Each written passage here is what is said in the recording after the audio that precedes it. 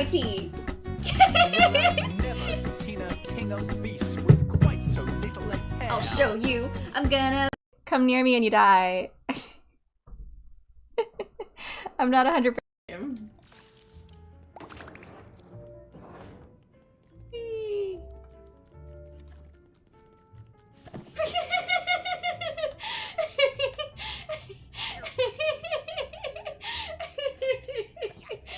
It just goes through you. Suck on the plunger. Put it on me and suck the... Oh. Yes.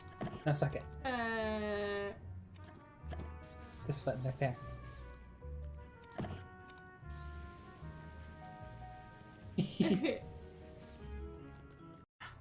Oh, they are. One of their nicknames is a water dog. Come at me, you'll die. Hey. Persephone hydrated and stole both my waters. You stole both of them. Rude. Give me my tea. Never seen a king of beasts with quite so little hair. I'll show you. I'm gonna... Animals aren't gonna go and mess with a snake. They don't want to deal with a snake, they wanted a caterpillar. But no, this caterpillar is like, rawr, I'm a snake now. Yeah, so... It is next level cosplay, I agree. It is awesome. I think this is such a cool caterpillar. Like, who would ever expect that this caterpillar is actually, or that this fake snake is actually a caterpillar, right? Yeah, sock moth caterpillar. Oh, I think you sound like you're cool.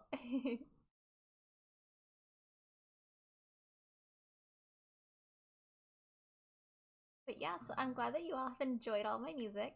So just to let you know a little bit about me. Oh yes. So just to let you know a little bit about me. Clearly I play music and sing, right? But I also... Oh, they are. One of their nicknames is a water dog. with whatever currency exchange or whatever. So you are super pog. Here, I'll say it if you want to clip it for proof. The reactive Cupid is super pog. Absolutely poggers.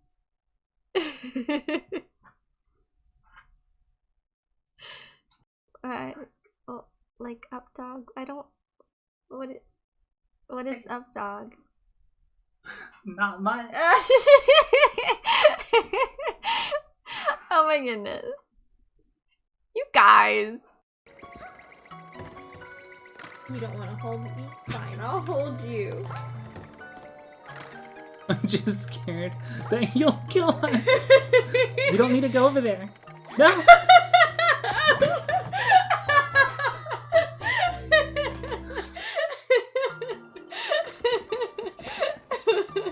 My bad. Come near me and you die. I'm not 100%. Get out of here! No!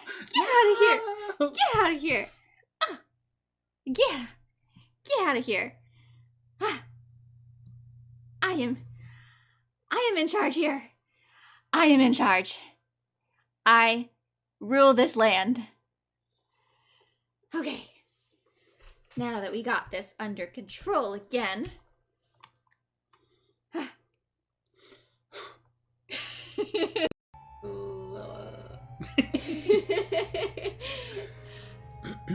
Change the settings. Tell it to not be so finicky. Jeez. Tell it to be like. What did they see?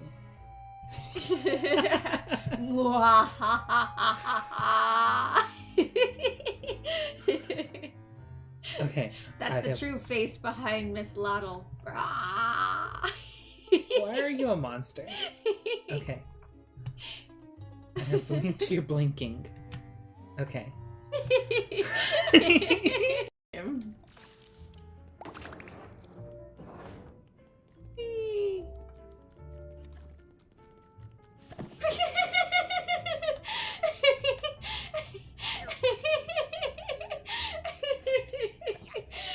It just goes through you. Suck on the plunger. Put it on me and suck the... Oh. Yes. Now suck it. It's this foot right there.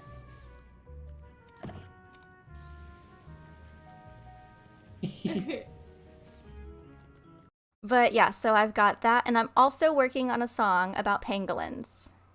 So the 3 songs that I've got are the axolotl song, the Hawaiian monk seal song, and then a pangolin song.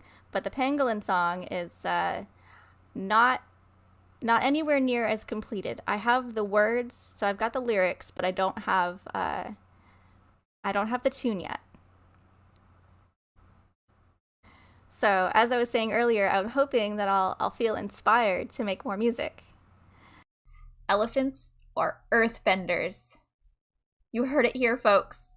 Elephants are the real earthbenders of the world.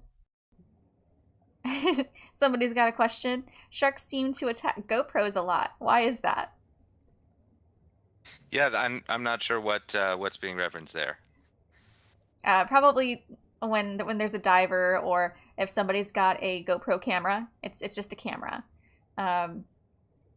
So Yeah, I know what GoPros are.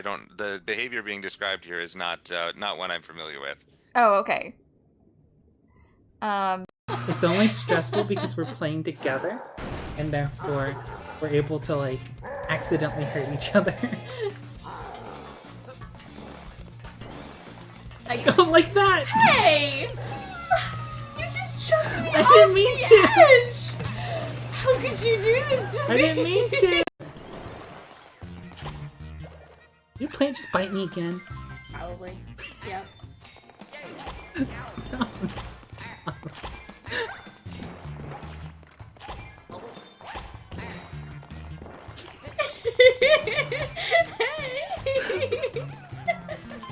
I was trying to steal your crown.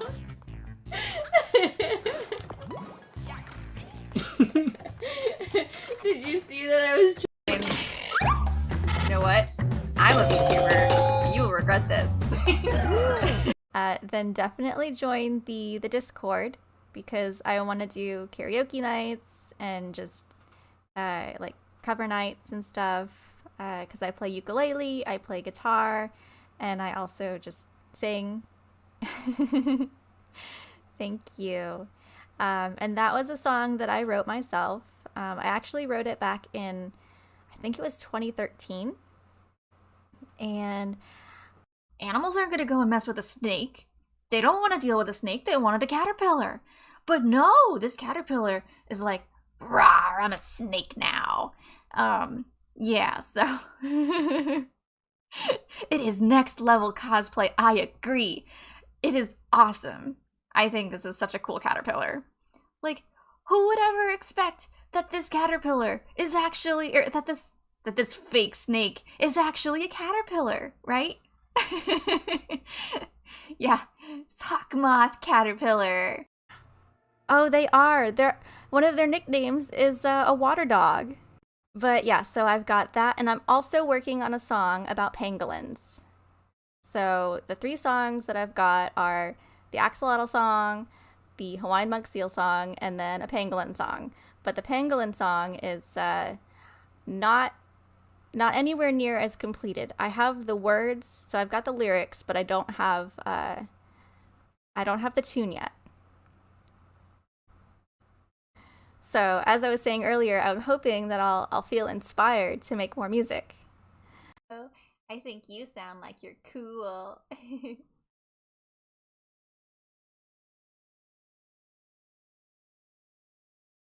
But yeah, so I'm glad that you all have enjoyed all my music. So just to let you know a little bit about me. Oh yes. So just to let you know a little bit about me.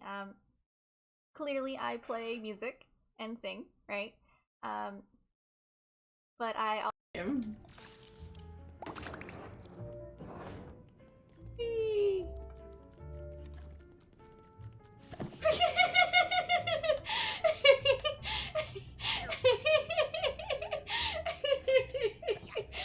It just goes through you. Suck on the plunger. Put it on me and suck the. Oh. Yes. Now suck it. It's this foot right there.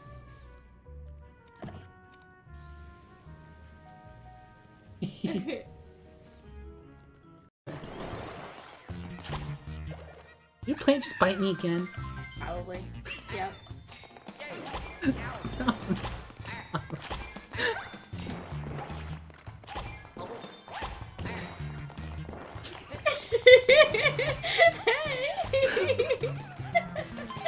I was trying to steal your crown.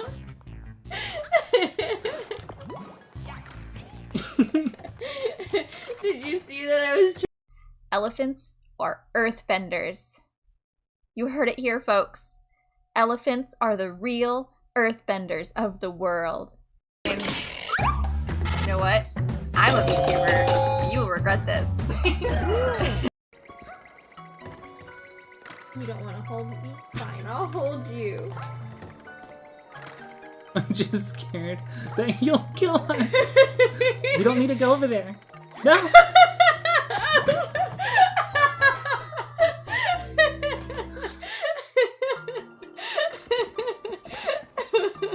My bad. Then definitely join the Discord, because I want to do karaoke nights and just like cover nights and stuff, because I play ukulele, I play guitar, and I also just sing. Thank you. And that was a song that I wrote myself. I actually wrote it back in, I think it was 2013.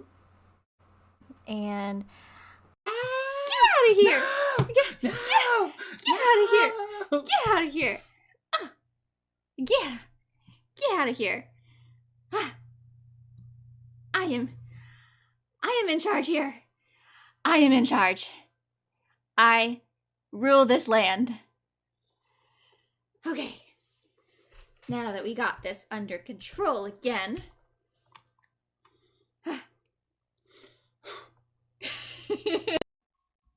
Come at me, you'll die. It's only stressful because we're playing together, and therefore we're able to like accidentally hurt each other. I go like that. Hey! You just chucked me I off didn't mean the to. edge! How could you do this to me? I didn't mean to. Somebody's got a question. Sharks seem to attack GoPros a lot. Why is that? Yeah, I'm not sure what's being referenced there. Probably when there's a diver, or if somebody's got a GoPro camera. It's just a camera. So Yeah, I know what GoPros are. I don't. The behavior being described here is not one I'm familiar with. oh, okay. Come near me and you die. I'm not 100% with whatever currency exchange or whatever. So you are super pog. Here, I'll say it if you want to clip it for proof. The reactive Cupid is super pog. Absolutely poggers. Hi. Hello. Hi. Welcome, welcome. We are here Trying to get in to... front of you. Stop blocking me. No, Get no. out of my face. Excuse me. This is my stream. No, it's mine now. I take over. It's mine. No, no, no. No, no. You are a guest goddess. I'm not a guest. I know, you're my wife. You're a guest. What? Hey, I am stop now that. the stream. No, I'm the streamer. no, you're not. I am the streamer. This is my stream. Look at me. Look at me.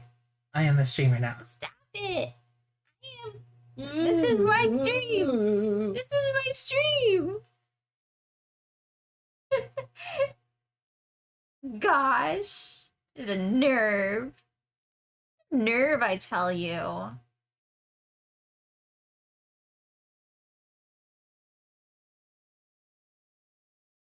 Whee!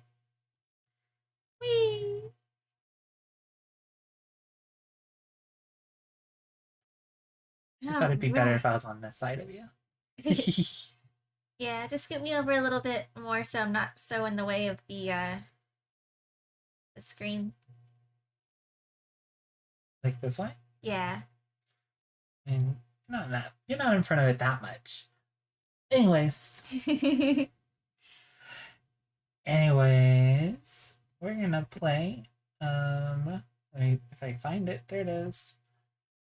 We're gonna play this. Alright. Some more National Park girls. Load.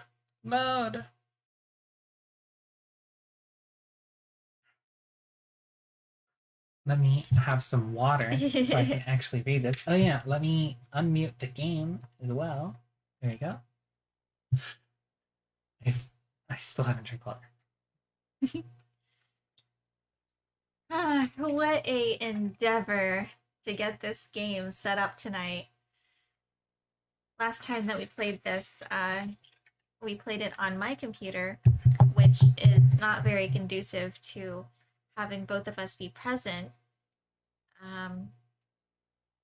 And that is apparently why Persephone didn't want to play this game with me anymore. I didn't know this until I was like, well, you play this with me, fine. I'm fine with playing it. I was fine with playing it. It was one of the reasons I didn't like ever clamor for it and be like, hey, let's play this.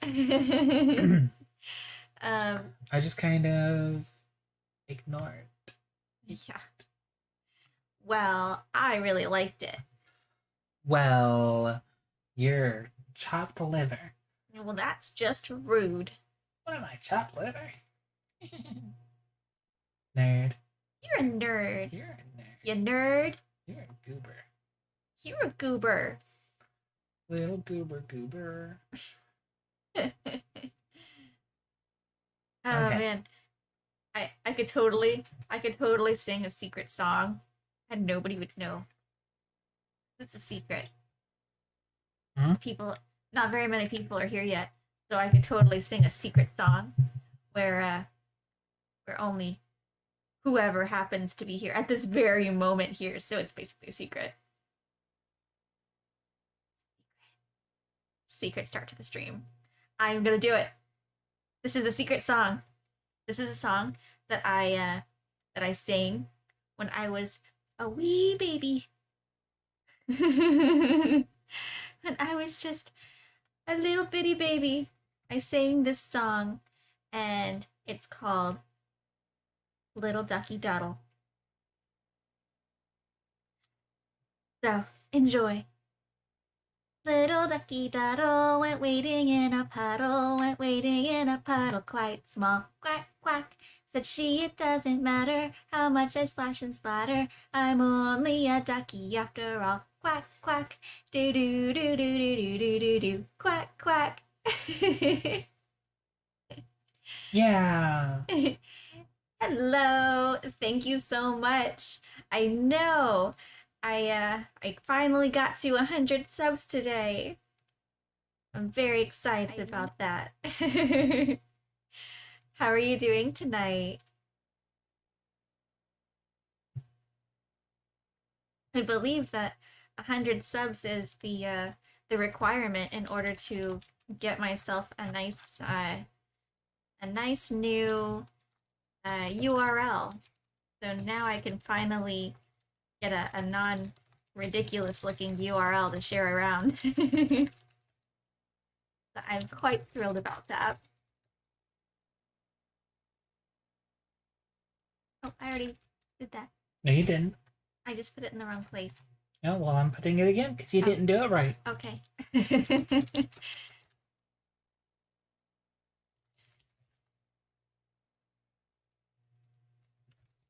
We're just notifying the Discord because I did that, but I did it wrong.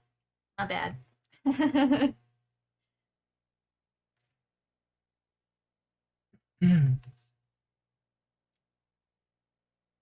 There. I'm glad. Yeah, I'm glad that you're doing well. We are too.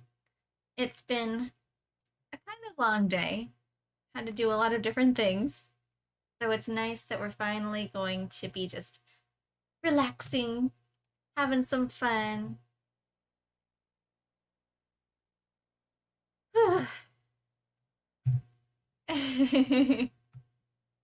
So, to catch you up, last time that we played, the main girl, she is a park ranger who is underpaid, underappreciated, and she got into a little bit of a problem when she kind of tried to start beating up like a civilian who was treating the park bad or something. That's what I understood. So she like punched him in the face. Yeah. I think she cracked his jaw. Oh yeah. She kind of lost it because every little thing added up, and finally she reached her snapping point, her breaking point, and so she's just like, ah! Also, hey Hero. Hey, welcome. Welcome. And so she just kind of like lost it, but she's apparently a really, really good park ranger, and her heart is like so in the right place. She just really wants to make a difference in the world, and she's just so fed up with how terrible people are when it comes to how they treat the parks and nature and stuff like that. So she's basically like, what's the point? Does what I do even matter? And so her colleagues and superiors and stuff transferred her over to this what park is it at? I don't remember. So they transferred her over to this other Oh my place. gosh, we last played this like 2 months ago. So they transferred her, and they're like, here, refind your love and appreciation for the National Park Service, and don't get into trouble. So they're hoping that this is going to straighten her up and get her back on track to how she was. And so then during like her first day back in action and being there, some campers set the forest on fire. And so her, with the help of some anime girls who happen to be the embodiment of the different national parks, they are literally the national parks. So with their help, she put out the forest fire, and then she stomped over to check out the people who did the forest fire. And oh my goodness, can you believe they were smoking? Like still. They set the forest on fire, they knew about it, they ran off to their camp, and then they were just still smoking. And yeah, she totally almost beat them up. Like, legit, and I would totally understand why she would do that. They set the forest on fire, and then they were still smoking. And they had no regard. They're like, oh, this is assault. And she's like, yeah, well, that's arson. They're like, oh, yeah.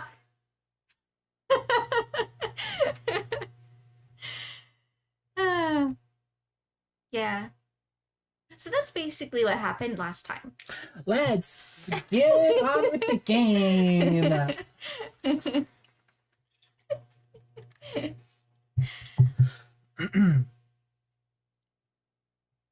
I follow the smoke until it dissipates into the padded ceiling.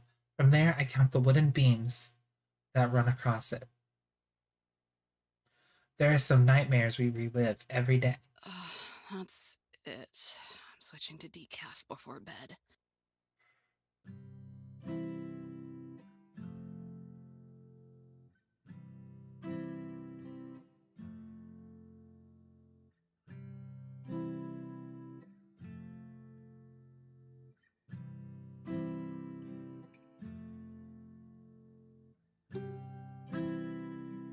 Amazing. I somehow managed to look mildly more dead inside than I usually do.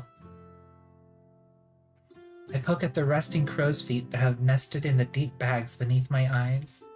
There's a brief lightning strike of panic, a moment where the blades of mortality slap me across the face, but it subsides and I swallow most of my emotion with a yawn. Close one. I'm just tired, but at least I'm not exhausted. Not today. Not even yesterday, in fact. I slip on my uniform and button my shirt. My badge is pinned to my chest, crooked and clinging to the wrinkled fabric. It might distinguish my authority as a ranger, but in the end, it's just a hunk of metal. People generally get the message once they see the hat and khakis. Don't forget about the dishes, Yellowstone. I'll hop right on it. Yellowstone, is my oatmeal ready yet? I hope it has raisins. I like those. All the raisins you want, cutie. Just need a sec.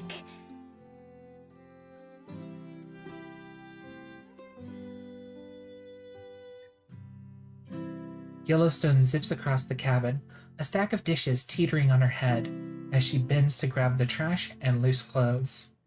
Hunched over the table, Yosemite flips a page in whatever tome she's reading today, her fist glued to her chin, a castle of stacked mugs skirting next to her elbow.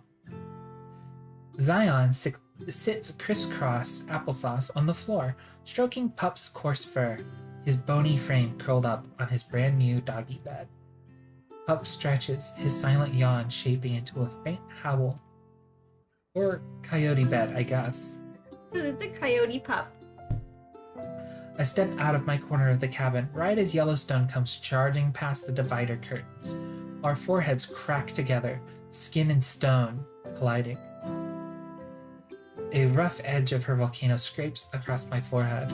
Stumble back, my hands jerking up to soothe the pain, but a leaning tower of dishes slides towards me before they shatter before my very eyes. I push against them. Yellowstone's head jolts up to balance the plate. One sticks out like a Jenga piece, otherwise no damage. I breathe out a sigh of relief. Holy smokes! I'm so sorry. I was gearing up for laundry and I wasn't thinking and... Yellowstone. I grip her shoulders and cut off her babbling. It's okay. I'm only slightly irritated. Her skin is pale enough to make me think her soul had been sucked from her body. Nuh-uh, no way. I goofed. What if you got cut? Then Yosemite would yell at me and I'd need to scrub the blood off before it stains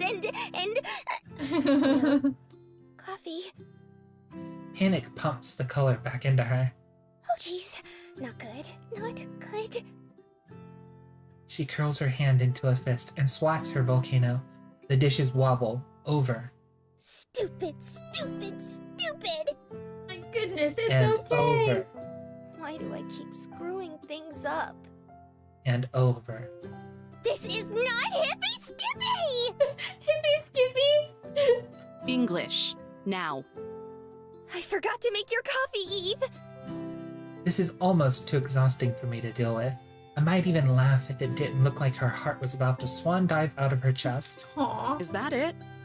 Don't get so worked up. I can do it myself. Really? You're not gonna give me a knuckle sandwich? Because I'd give me a knuckle sandwich. She raises her fist to clonk herself over the head again. Yosemite glances up, more interested in polishing off the page she's on than anything around her. Hey, quit it. She stuffs her nose back into her book. And don't forget about the laundry. Concerned, Zion whips around to look at us. For at least the 20th time this week, I find myself wondering how such a small girl can hold so much panic. Please don't hurt yourself. It makes me sad. She doesn't hit herself, but everything else they said must have gotten drowned out. Yellowstone's eyes swim in their sockets, landing on random corners of the room like something is about to leap out and eat her.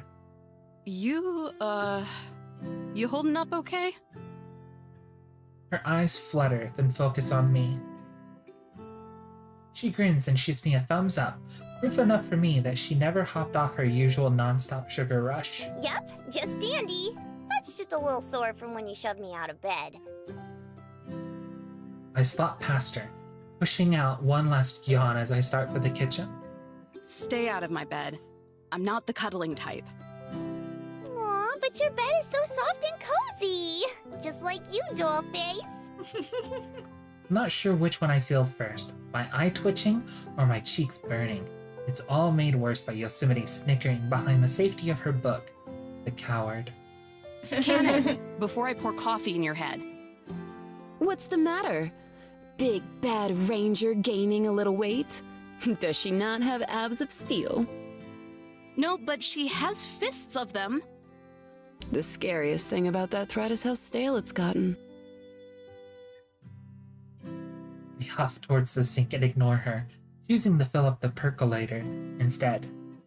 Not my fault Yellowstone uses a stick of butter in all her cooking. Say, do you care if I rake up all your dirty clothes? It's laundry day. Laundry? What a novel concept. Yosemite mumbles loud enough for the point to get across. Yellowstone's smile fades and her gaze droops down. Go ahead. Knock yourself out. With pleasure. She slinks behind the corner. Zion watches intently, observing Yellowstone as she gathers up my clothes. With Zion's attention drawn away and in desperate need of more morning pets, Pup hops out of his bed and braves the world. He buries his snout in my legs. I let the percolator fill up with water and bend over to scratch his ears. He leans in, grunting in ecstasy, his ear flopping up and down like a flag in the wind. If clocking some dumbass in the face gets me a suspension and banished here, then I can only imagine what Jessie would do if she found out I wasn't just feeding Pup, but housing him as well. I crank on the stove and pour in the coffee grounds. I gaze out the window, waiting for the coffee to boil. Across the road and past the field, I spot the butt end of a motorhome big enough for me to know someone is compensating for something. Even when muffled by a wall of trees, their argument carries across the clearing. Today's idiot. Today's idiot. I don't know if you could hear his voice acting. It was pretty quiet. But he said, "Christ, Shannon, I'm doing what I can." Oh, man. You aren't. Every time I asked, you insisted, Steven, that there was a hookup. Every time. Did you hear it? Yeah, I mean, I can hear Okay. A woman.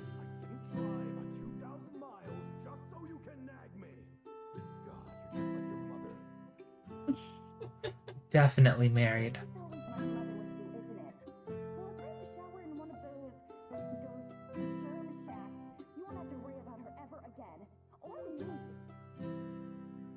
Those germ shacks are publicly funded miracles, DOI willing. Ungrateful ass. Just listen to them, Pup. His ears perk up and his head tilts. I think he's listening to me instead. He looks at me instead. They'd rather sleep in a tin can than a tent. How do you mess up camping that bad? Pup paws at my leg. A desperate plea for pets? Absolutely, but I have a desperate need for validation, so I think this is a reasonable trade-off. Idiots. The hookup is at the campground. How much longer do you think it'll be until they decide to dump the septic tank?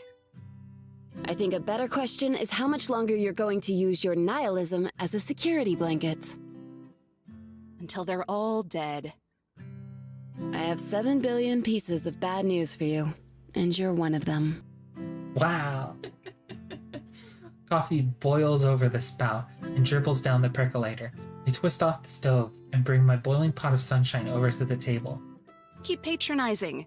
If a tiny forest fire makes you come down with a fever, I can't wait to find out how bad you smell when Mr. and Mrs. Crisis Counseling decide trash cans are too complicated. I reach for the dirty mug balancing on top of the 5 others, like I've done thousands of mornings before. I pour the still simmering coffee. Just what do you think you're doing? I tip the percolator back, 3 drips already, speckling the cup.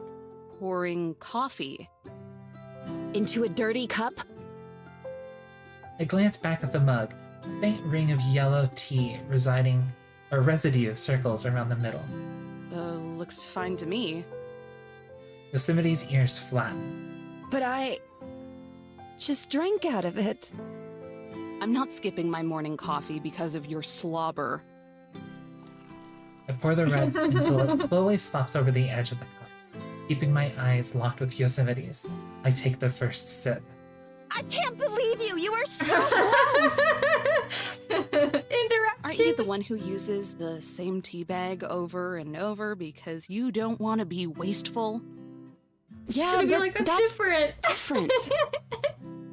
Yosemite caresses her forehead, a pink glow gradients her cheeks. She's so embarrassed. What if I get your germs, huh? We can't just go swapping saliva like that, you know. But can't you? I think you have your information mixed up. Yosemite gives a tired sigh. Any hint of embarrassment has been replaced by exhausted certainty. What are you talking about? Of course I don't. Everyone knows germs are exchanged between both parties whenever body fluids come into contact. I think the only germ any of us need to worry about catching is your ego. I wonder if she just feels obligated to know more than anyone or everyone else, even when she's wrong. Like being smart is her cross to bear. Even if she's a smart aleck and a know-it-all, I've come to not like, but appreciate Yosemite. Yeah, that works. I appreciate Yosemite. So, how long do you plan on letting the breeding pair struggle out there before helping? Until they go away, or my shift starts. Whichever comes first. We glance at the window. The yelling continues, blending in with the chirps of morning birds. Isn't teaching these people how to not mess these things up your, I don't know, job? I rip open 2 packets of sweetener I find buried beneath Yosemite's research. She gives me a dirty look for digging around in her crap, but I just ignore her and pour them in my coffee. Hey, Ray. I signed up to protect and preserve. It's not my job to teach these people. Especially when they care so little about the parks, they couldn't even be bothered to do a little research. Correct me if I'm wrong, and I'm not. But weren't you the one who sent those kids to a fire safety course after that incident a few weeks back? But I'm not the one teaching that course, am I? So you're just going to let them keep making mistakes? Don't make it sound so innocent. It's ignorance, plain and simple. You can't teach people to appreciate the things they have. They either already do or they learn it on their own. If they can't, that person is just defective. Wow. Eve has a very, very, like... Nihilistic point of view. That's how Yosemite was calling it. Yeah. And take a wild guess at which one most people are. How come you're defending them anyway? What happened to your lectures about the dangers of humanity? I wiggle my finger like a ghostly specter, then throw back a couple gulps of coffee. They were never lectures on the dangers of humanity. They were lectures on complacency, real ignorance, particularly in relation to people in power, like rangers. Power Rangers? You say you're sick of cleaning up people's messes. Then teach them how to avoid making them to begin with. Yeah, or do that's you fair. not want to protect and preserve? A smirk creeps from the corner of her mouth, mug and irritating, but her eyes are narrowed, stern and genuine. God, I hate it when she has a point. No one should be allowed to be as smarmy as you know that? Yet here I am. Yeah, but can you disappear? You're just upset because I'm onto something. What you're on is a tangent. I swipe away the book resting beneath her arms, mostly because I know that if I don't have verbal thrashings, or if I don't, the verbal thrashings are going to wear down any argument I have. My ego just can't handle that today. And what is it even that you're educating yourself with? I read the title of the sleek paperback cover, dog ears bending from the corners and sides from multiple read-throughs. Feels like the pages might fall out if I give it a good enough shake. The Human Mind, God and Architect by Dr. Angela Merrick. Sounds like some New Age trash to me. Give that back! It's valuable research! She wrenches it from my hand before I even get the chance to comply, then cradles it close to her chest. I raise a very doubtful eyebrow. Dr. Merrick was a road paver who time just hasn't caught up with yet. If my eyebrows had muscles, they would be getting an intense workout. She argued that the human consciousness, or rather, the collective consciousness of mankind, was powerful enough to create. She says this like it's common knowledge, and I mean, maybe it is, to crazy people. Create what? Anything! Things, places, maybe even entire worlds. All without ever even knowing it. All that energy needs to go somewhere, right? Uh-huh.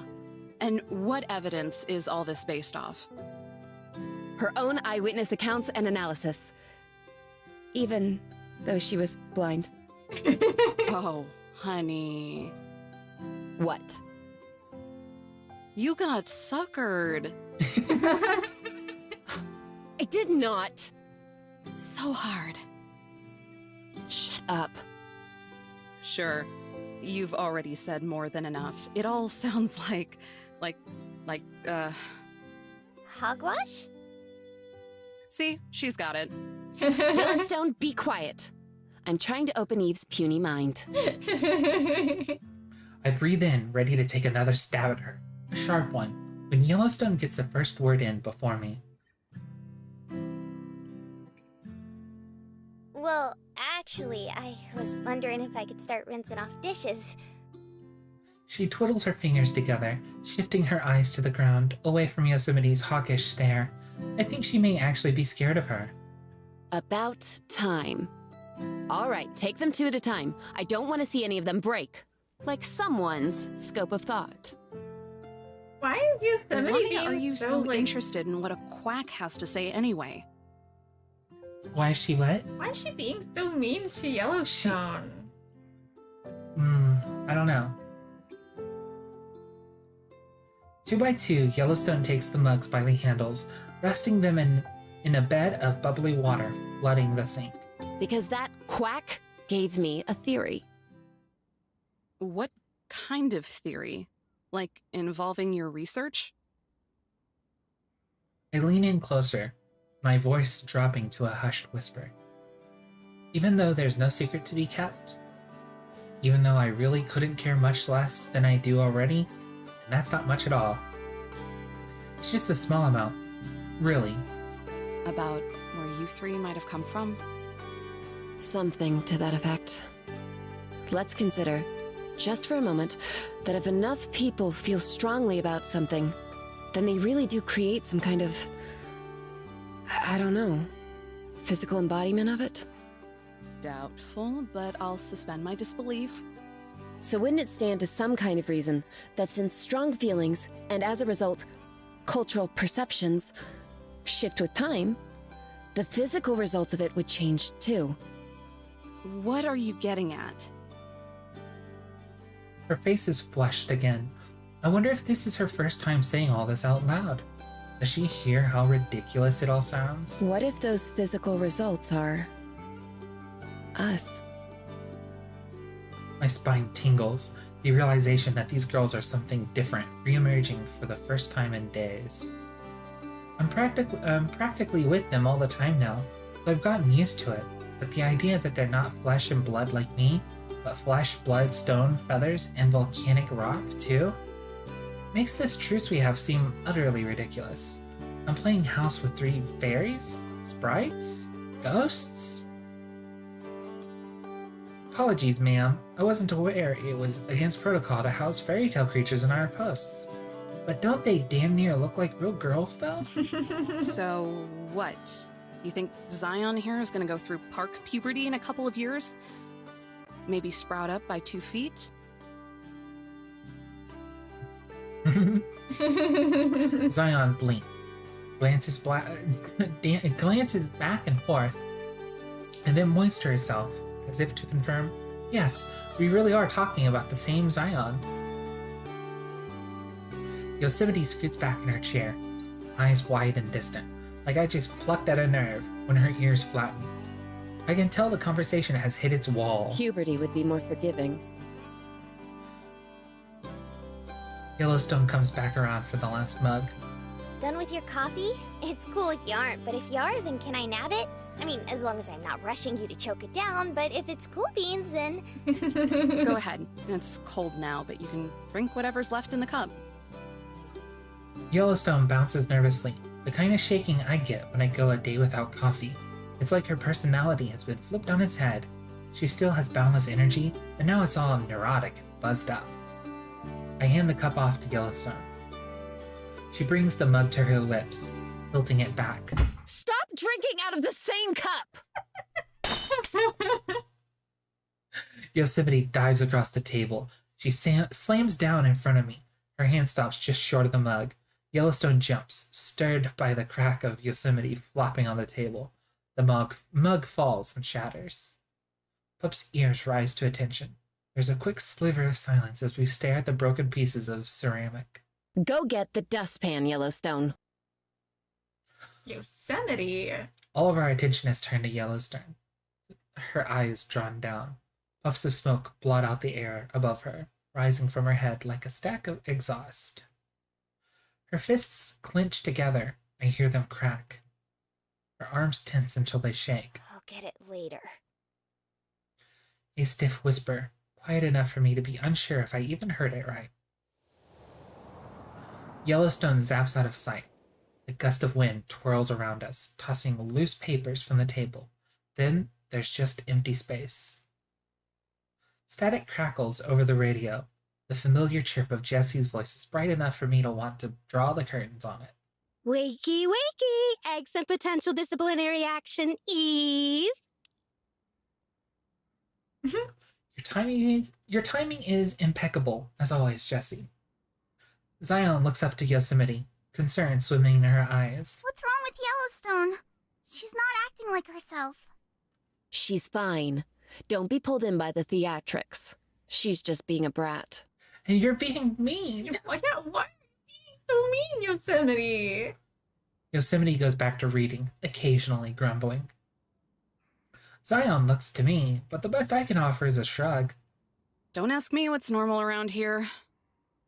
I stand up and stride over to the radio, picking up in the middle of one of Jesse's threats, masked by good cheer. This pretty light-up pen on my desk is ready to write you up if you don't answer by the count of 5. 1 Mississippi. This is Ranger Adams, and you can't fire me. I already have a letter of resignation. Over. My shredder is more than ready for it. What do you want, Jesse? I'm trying to enjoy the peace before throwing myself at the mercy of the general public. I just thought you might want to hear from your favorite supervisor. Funny, you had the same thought yesterday, and the day before that. Just making sure you aren't boarded up in that cabin, hiding your pretty face from the rest of the world. She hides the next bit under a cough. And to let you know you're on trash duty today. Like hell! I'm on patrol this week, not sweeping up cigarette butts. Don't be such a diva. You're just taking the trash out of bins that are already filled up. Hardly community service. What happened to the usual guy? Simmons or something? Dead mother-in-law, he says. 5th one this year by my count. Well, if you've been keeping count, then you should be giving disciplinary action. You can't have more than one. Well, I guess technically he could. Maybe he got married 5 times. Maybe in he the just year. has 5 wives. Hey. Hey, Kitsali, welcome. Kitsali. I mean, having 5 wives Tragic. is kind of illegal. This is a fictional world. No, no. It is. We don't have beings who can just How do you manifest like know? this. Huh? We have the national parks. We don't know. Maybe there's beings that are manifested. We just don't know about it. They're a secret. I mean, I guess we exist. Exactly. And they're in hiding. We both sigh. Hers sounds like wind coming through the speaker. Every trash can in the meadows, I'm guessing. There has to be an easier way to do this. Don't the Grand Teton guys have a sensor in all their cans? Something that pops up on their tablets when everything's full. I hear it rains mana in Grand Teton too. But that doesn't stop our year-round fire season down here, and that eats up most of the budget. Sorry, sweetie, but you'll have to do this the old-fashioned way. Elbow grease and all. It's not elbow grease I'm gonna be covered in once I'm finished. But you will be filled with pride in a job well done. Just remember to lather and rinse with cold water. I release the calm button, making sure my groan doesn't travel through the radio waves and give her another reason to scold me. But her voice drops to pitiable sympathy, almost as if she could hear me anyway. Do this for me and I'll bring some new snacks the next time we catch up. I have teriyaki jerky! Your favorite! Her voice glides along in a melody, like bribery is a surefire way to my heart. And I mean, yeah, it is, but she could be less obvious about it. Make it 2 bags and it's a 10-4. You've got yourself a deal, Ranger. Have fun! Over and out. I mean, I guess picking up trash for 2 bags of jerky would be pretty good, I guess. She's also getting paid. Yeah, but that normal doesn't wage. matter. I mean, yeah, but that doesn't matter. I set the mic aside, not bothering to put it back on its hook. With a sigh, I grab my travel mug and pour the rest of the coffee from the percolator. Well, girls, duty calls. Cleanup duty, from what I heard. If you find a way to spin this to prove another point, I'm quitting. Oh no, I'll leave it as is. Just finding some worldly irony in it is all. I know just the place where you can shove your worldly irony. I snatch my hat off the rack and open the door to the bright morning, letting some of the chill in. Zion calls out as I step onto the porch. But what about Yellowstone? We can't just ignore her. She looks to me, then Yosemite, anxious for words of comfort. Good point. Eve, if you see Yellowstone, make sure to remind her to do laundry. Wow. Yosemite, come on, what's gotten into you? What happened? A couple days since then. Okay, yeah. I grunt as I struggle to lift what must be the 100th bag of garbage from its bear-proof receptacle. My arms lost all feeling roughly 50 bags ago. Oh my god. Okay, 2 bags of jerky to do 51 bags of this is just not enough. Heaving the bag up and into the bed of the pickup truck I've been given, I spot a split near the seam. Oh. Oh no, no, no, no! I shove the bag upwards just as it starts to tear, managing to avoid most, but not all, of the trash juice that spills out. Some of it splashes onto my gloves, staining them a Gross. repugnant puce color. What color is puce? No. God knows what's in it. Cigarette butts, energy drinks, whatever other chemicals people feel the need to imbibe themselves with. At least with coffee, you know exactly what you're poisoning yourself with. Once the bag crosses the threshold into the bed of the truck, though, it reaches the fabled, not my problem zone. I'm sure Simmons will eventually be tasked with throwing it all out. Whatever they pay that man isn't enough. Whatever they pay me isn't enough. I fluff up one of the empty industrial-sized bags and replace the one I just removed before fitting the lid back on top. Only another million trash cans to go. I climb back into the cab and head off down the road. The truck is older than I am, with a busted radio and a tape deck that might work. I wouldn't know, as I can't think of anyone who still uses cassettes. Didn't we all decide to switch to CDs a couple years ago? The occasional car passes by, more of them going in the opposite direction of me. Good, that's one less person to deal with. I empty the next trash can, and then keep going. This one goes better, and I managed not to spill anything on myself. At this rate, I'll probably be done by lunchtime. That's not too bad. I haven't even been driving for 2 minutes before I spot a glimmer of green plastic nudged against a bush. Sighing, I pull over. Couldn't wait until the trash can, huh? Just had to ditch it right now.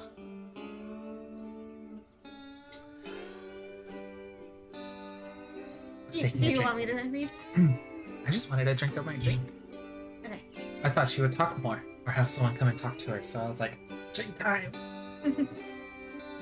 Honestly, it's not emptying the trash that bugs me, it's the inherent laziness that people seem to have built into them. Sure, they might initially feel a tinge of guilt, but they'll never think about that piece of trash again. They'll never think about how many years it will take for the plastic to decompose, or the bird that will choke on it. No, people will continue to live their lives, content to watch their nature documentaries, while occasionally crying when a polar bear drowns. That's their good deed for the year. After all, there's nothing they can do about it. They're just one person, right? Yeah, it's laziness, alright. And laziness is harmless until you realize it's just another form of selfishness. Selfishness. Selfish. I said selfish. Without bothering to put on gloves, I slammed the offending bottle into the back with the rest of its brethren before resuming my journey. We can only pray that it eventually gets recycled. I'd like to see Yosemite's justification for something like this. It's not my job to teach people why they shouldn't litter, because I'm not a third-grade science teacher. It's apathy, plain and simple, and you can't educate apathy away. Every now and then, there's the occasional camper who means well, just needs a push in the right direction. But for every one of those campers, there's 10 more waiting in line for that nature documentary. Ironically enough, Yosemite misses the forest for the trees. Does she know just how many people lose their footing and fall off cliffs in these parks? If they can't even take care of themselves, then how could anyone expect them to take care of the land? Just ahead, I see an aluminum can lying lonesome in some underbrush. I pull over and dig it out. Shocker, it's an empty can of beer. The coloring is faded by the sun, meaning it's been out here for a while. I toss it in the back. Not even a good brand. By noon, I'm just about done. There's still a handful of trash cans left to deal with. Then I'm free. My arms are sore from all the hauling and lifting I've done.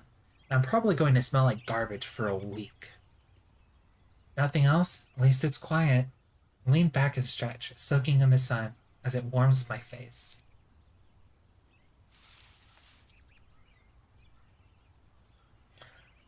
Something rustles in the bushes behind me. Before I can turn around, my vision goes black as someone covers my face with their hands.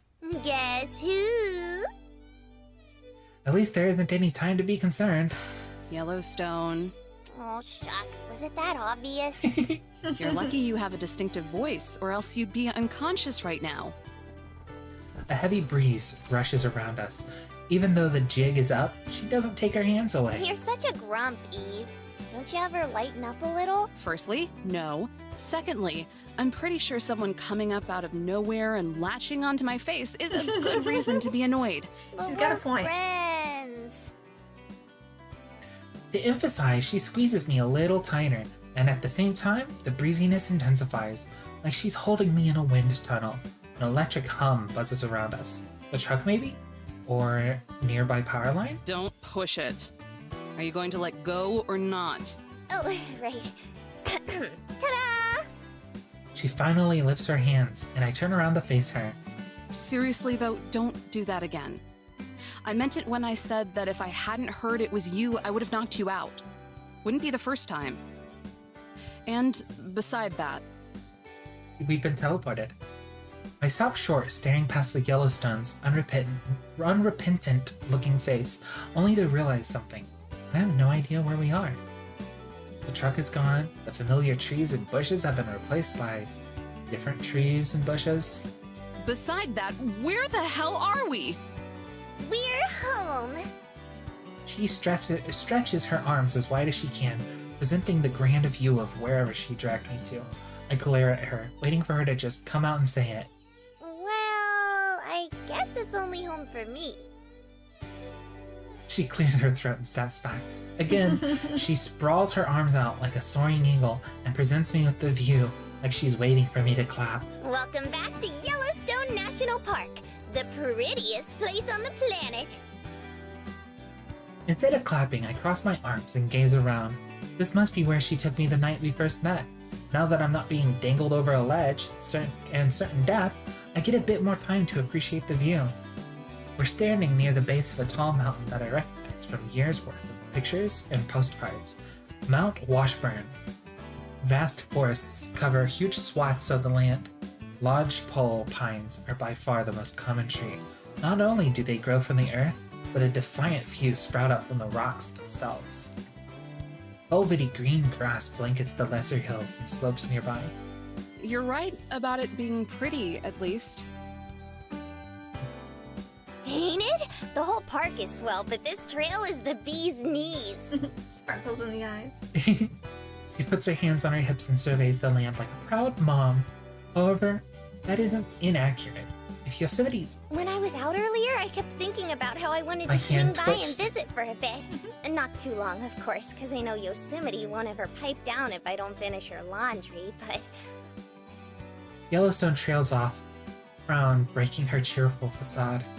Two hummingbirds buzz around us and brush their long beaks against each other as if kissing, before flying off into the trees.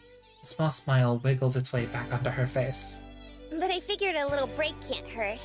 Usually I go hiking with Zion, but since we're bunk buddies now, I figured, what the hey, and decided to bring you along instead. Lucky me. So, where have you been all day then? Oh, you know, a little here, a little there. I needed some fresh air after everything this morning.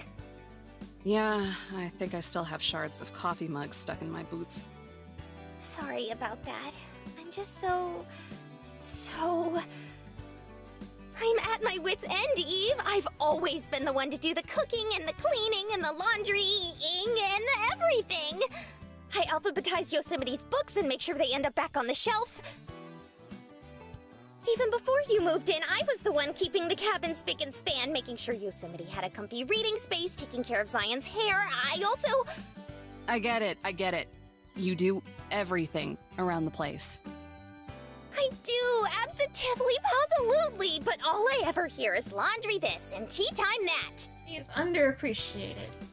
Yellowstone Overworked. puffs out her cheeks and looks stern in what I think is supposed to be her best Yosemite impression. Yellowstone, why haven't you done the 10 things I already asked you to do? I've got 5 more that need to be done right now. I roll my eyes to try and keep myself from chuckling.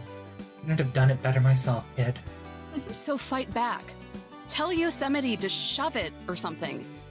Tell her you don't want to do all her chores anymore. That'd be more productive than just throwing a tantrum about it. It's not that I don't want to do it. I like being useful and all. It's just that a little bit more gratitude would be nice, you know? I'm working my tush off for her, but it's crystal clear that she doesn't care about that. In fact... She glances over her shoulder, then leans in and cups her hands over her mouth, as if Yosemite might plummet down from the heavens and catch her in the act. I'm starting to think that maybe she even has it out for me. That girl has it out for everybody. But this is different. She was downright mean this morning. It's been like that more and more lately.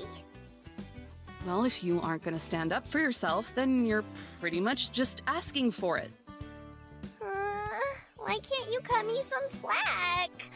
I was kind of hoping for some compassion here.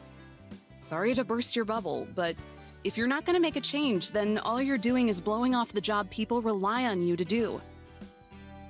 That's the thing, though. I'm starting I detect the faintest hint of a voice crack. to wonder if it's even worth it. Yosemite is a real pretty place, and I love living with the other gals. I'll always have Yellowstone the park, but taking care of the cabin makes Yellowstone the me really happy. A place to belong, you know? But if no one at that place appreciates you, then it makes you wonder if you really do belong there. Aww. Smoke or steam, I'm not sure which, rises from the crater in her head. She sighs and gazes past me at the empty wilderness, but even emptier than that is the look in her eyes. I wonder how many mornings I've dragged myself to the mirror only to see that same exhausted stare, reflecting back at me.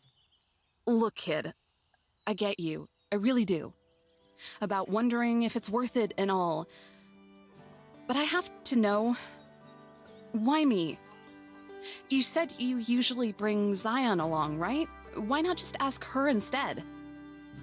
Yellowstone gives a sad smile, but nonetheless tries to force the cheer out of herself, straining her voice until she sounds only slightly miserable. I already told you that, silly. I thought you could use a break too. It'll be great. We can tell stories, swap gossip, talk about boys. You know, girl stuff. I'm not into a single one of those things. Well, feel free to start walking back to Yosemite if you want. It's a bit under 1,000 miles by foot, so you better get a move on. This little brat, I swear. I'm going... Before I can bring myself to wring her neck, I get an idea. So instead, I turn around and simply start walking. Cool. I'll take my chances. Wait! Hold on a sec! I freeze and try to hide my grin. No wonder Yosemite has such an ego. Being the smartest person in the room must be addicting. The truth is, I brought you along because I felt like I could trust you.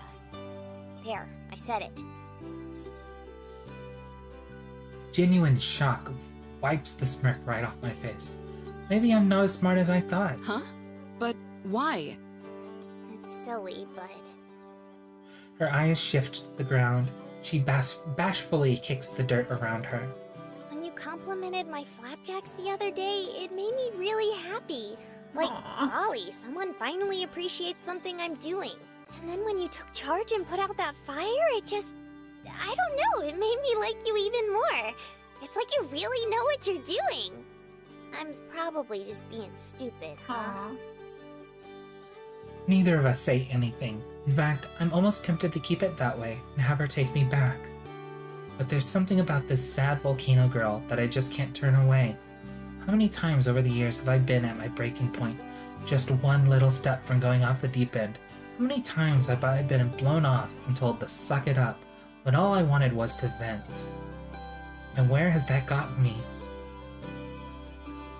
Finally, I give a long, defeated sigh. Yellowstone better thank her lucky stars that her pancakes are good. Tell you what, kid. You promise, and I mean promise, to take me home in time to finish up with the rest of the trash in the park. And I'll hike around with you for a few hours. Yellowstone perks up, and for the first time I notice how her volcano... I am too high through the mountain. How her volcano cuts to the air when she makes sudden movements. You mean it? Cross your heart and hope to die? Hi! She flings herself at me, stopping just shy of her noses touching.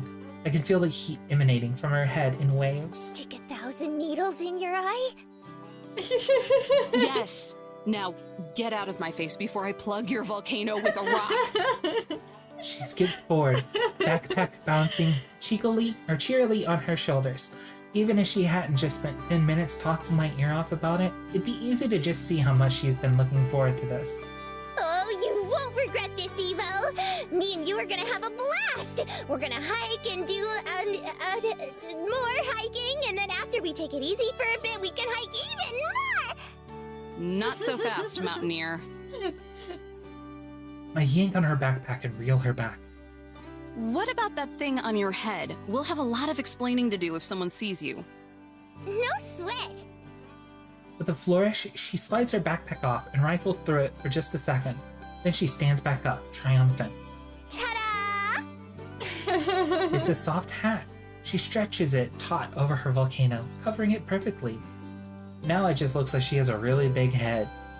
I guess that's an improvement. Groovy! Now let's beat feet! He's like, I've got a hat for that. I can only assume she means let's go, so I motion my hand forward. This game is adorable. Right? I motion my hand forward and let her lead. She skips ahead and starts on the trail, humming to herself and twirling to the music in her head. Just promise you'll take me home early, please. I'm about overdue for an earful from Jessie, and I don't want to risk it now. You're such a worrywart, dollface. Just hang back and smell the roses for a bit. As she skips further ahead on the trail, I see her hand inch behind her backpack, almost hidden. Maybe it's my imagination, but for a brief second, it looks like her fingers are crossed. This'll be a walk in the park. What is she planning? The pace Yellowstone sets is excruciatingly slow. Sometimes it feels like we're not even moving at all. I sometimes have to march ahead, hitting a steady stride just so I can keep myself warm among the dusting of snow that decorates our surroundings. It forms mushy mud puddles in parts of the trail, but in others, the path is so well trodden that the snow is gone entirely.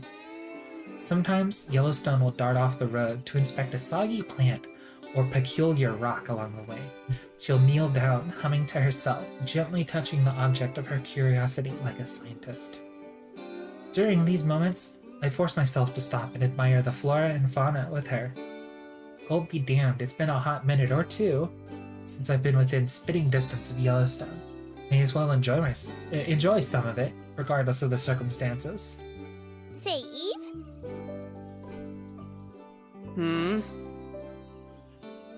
Intent, I move along from the ice-crusted bush I was looking at and continue on the trail. Like my shadow, Yellowstone falls in lockstep behind me. I was wondering, what made you want to become a ranger? Easy. I like nature, and I like the parks. Wanted a job that would let me be around both. Had my mind set on it since I was a kid. Well, after that awkward veterinarian phase, but let's not talk about that. Then why are you so grouchy about having to do it? You sure don't beat around the bush, do you? Well, yeah. Most folks stop listening if I ramble too long. Cut to the chase is what Yosemite always says. At least that's one good piece of advice that bookworm has. It's not that I'm grouchy about having to do my job. I just don't like having to deal with people or their messes. So, you don't like talking to people then? Bingo. She gets quiet, and we drift apart a little bit. My pace stays the same, but Yellowstone starts to lag behind. Not stopping, but not keeping up. I can hear her clomp along behind me. Then her footsteps quicken to catch back up. Are there any rangers that do have to talk more? Plenty. I start to pick up the pace a little. Yellowstone lags behind again, but soon enough she's right by my side again. What do they do? What do they do? Nothing but talk. Kind of like you. My mind immediately shifts to Jessie. I'm pretty sure the first thing that woman does when she wakes up is talk. Probably the last thing she does before sleeping too. If she's not working, then she's almost certainly chatting. And what do you do? Answer your questions? Her eyes are sparkling again. Yellowstone giggles as if I told a funny joke. Unfortunately for her, I'm not laughing. I mean, what do you really do, silly? You're always buzzing around like a worker bee, but it seems like you're doing something new every day. It's not enough to kidnap me. She has to torture me too. I glance back at her. Even though I'm brushing her off, her smile is radiant and genuine as she waits for me to respond. Look at that radiant smile. That deepy smile, maybe. With that tongue. No, that's a radiant smile there. She's like... Okay, maybe torture is a bit too strong of a word. At the very least, she's not a nagging busybody like some other parks I know. If you have to know, I'm basically law enforcement. If someone screws up, I'm who they call to take care of it. So you're like a forest cop. You're a forest cop. Not too far off, actually. Got training just like any other cop. Only difference is I did it on the federal level. Yeah, exactly, Bongo. I feel a spring in my step as my long dormant pride briefly swells up inside of me. So how come you gotta take out the trash? And it's gone again. Because at the end of the day, I'm a glorified janitor. Also, it's Yeah. the park service. No one just does one thing. I wanted to be a park But the other ranger. rangers do different things? Go ahead. I wanted to be a park ranger. I thought it would be a very, like, fulfilling job where I'd get to do environmental education and teach about the wildlife and stuff at a national park or local park or something like that. But then I realized that kind of a job, not only does it not really pay super well, like it pays okay, it's okay, but you do end up being often a glorified janitor. And so certain national park jobs and ranger jobs might be leaning more one way or another. But like when I was looking into it and at the job descriptions and stuff, some of them were like 50% maintenance work, 20% janitorial, 10% educational outreach and stuff like that. And for me to be happy in that kind of a job, I would need it to be like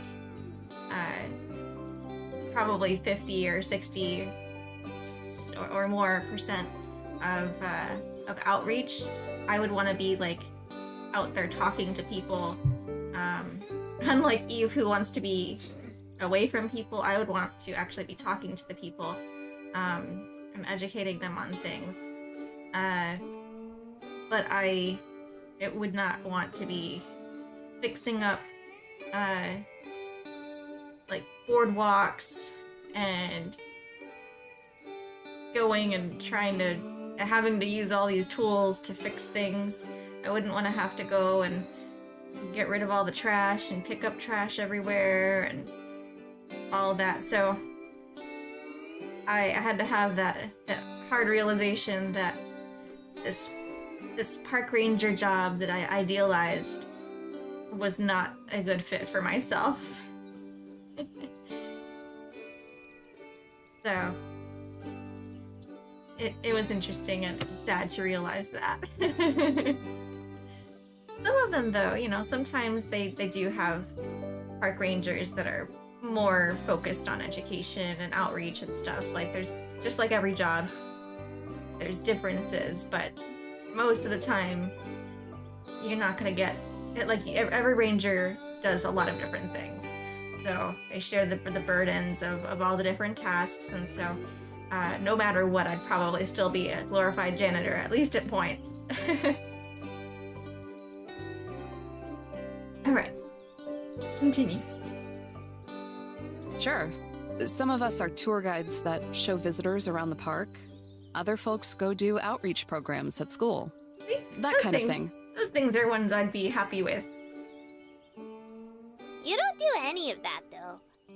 Says who? I've given more than my fair share of lectures to bored middle schoolers, thanks. The little gremlins usually pile into Yosemite on field trips. It was exciting the first couple of times. I thought I might have a chance to really connect with those kids, but after a while it became more and more obvious that none of them had an interest in the outdoors, just video games and internet celebrities. Yeah, that's why you have to have the right age group. It matters. Okay, but the, also known as YouTubers or TikTok talkers? Hey everybody, make sure you're following me on TikTok. I'm an internet celebrity. And on YouTube, and on Twitch, and on Twitter. Yeah, just follow all my socials. You see them Video there at the games bottom. and YouTubers and VTubers, obviously. This is the perfect opportunity for a plug.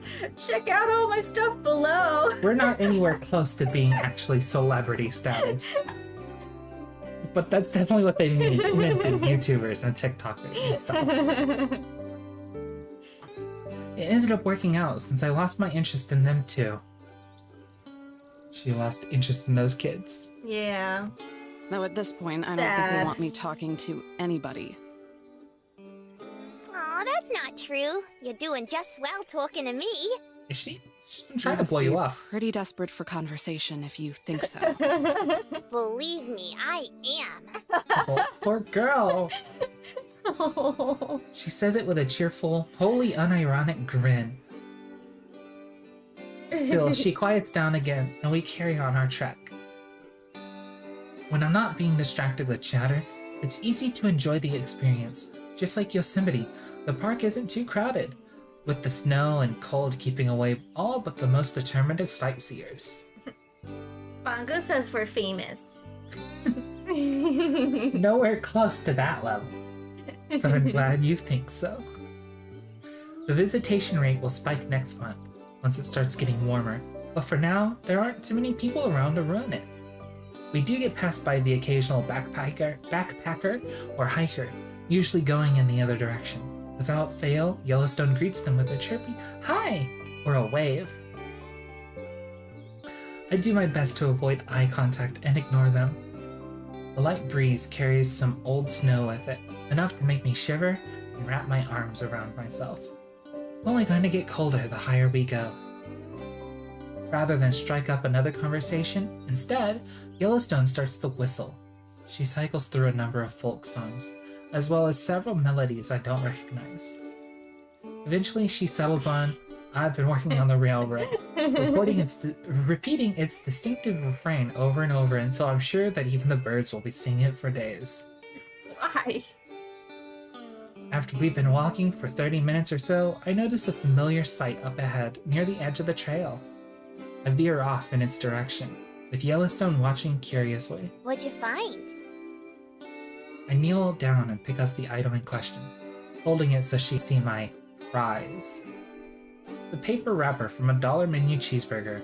Someone must have been carrying this around for a while, since we're pretty deep in the park.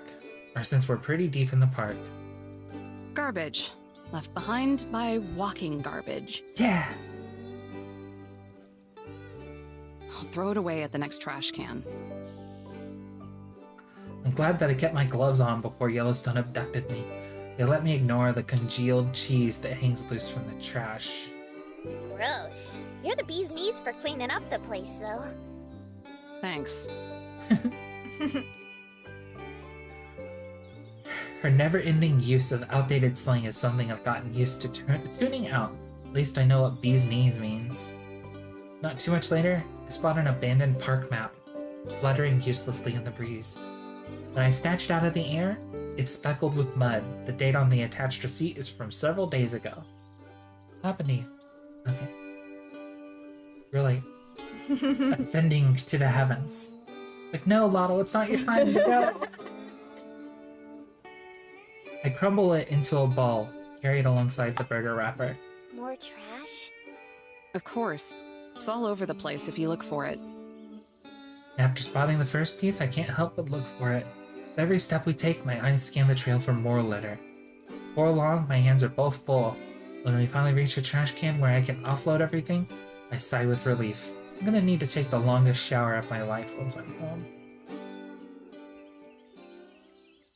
With a whoop and a cheer, Yellowstone dashes over to the low wood railing that turns this spot into a small observational point. Take a gander at that, Eve. Ain't it grand? It is. I can't help but be impressed by the sprawling forest that dominates the horizon. No matter which direction I look, the view could be a postcard. You know, we can go anywhere in the park whenever you want. Just say the word. Anywhere? Top of the mountain, bottom of the mountain, the entrance, the exit, even in the middle of nowhere. That's because it's me. It's the same for Zion and Yosemite, too. The girls, I mean. But only around the park? That's right. A worrying thought crosses my mind. And you can take us back home, right? You aren't just trying to pull a fast one on me, are you?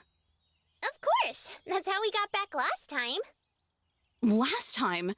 Are you telling me that I was dangling off a cliff in Yellowstone National Park?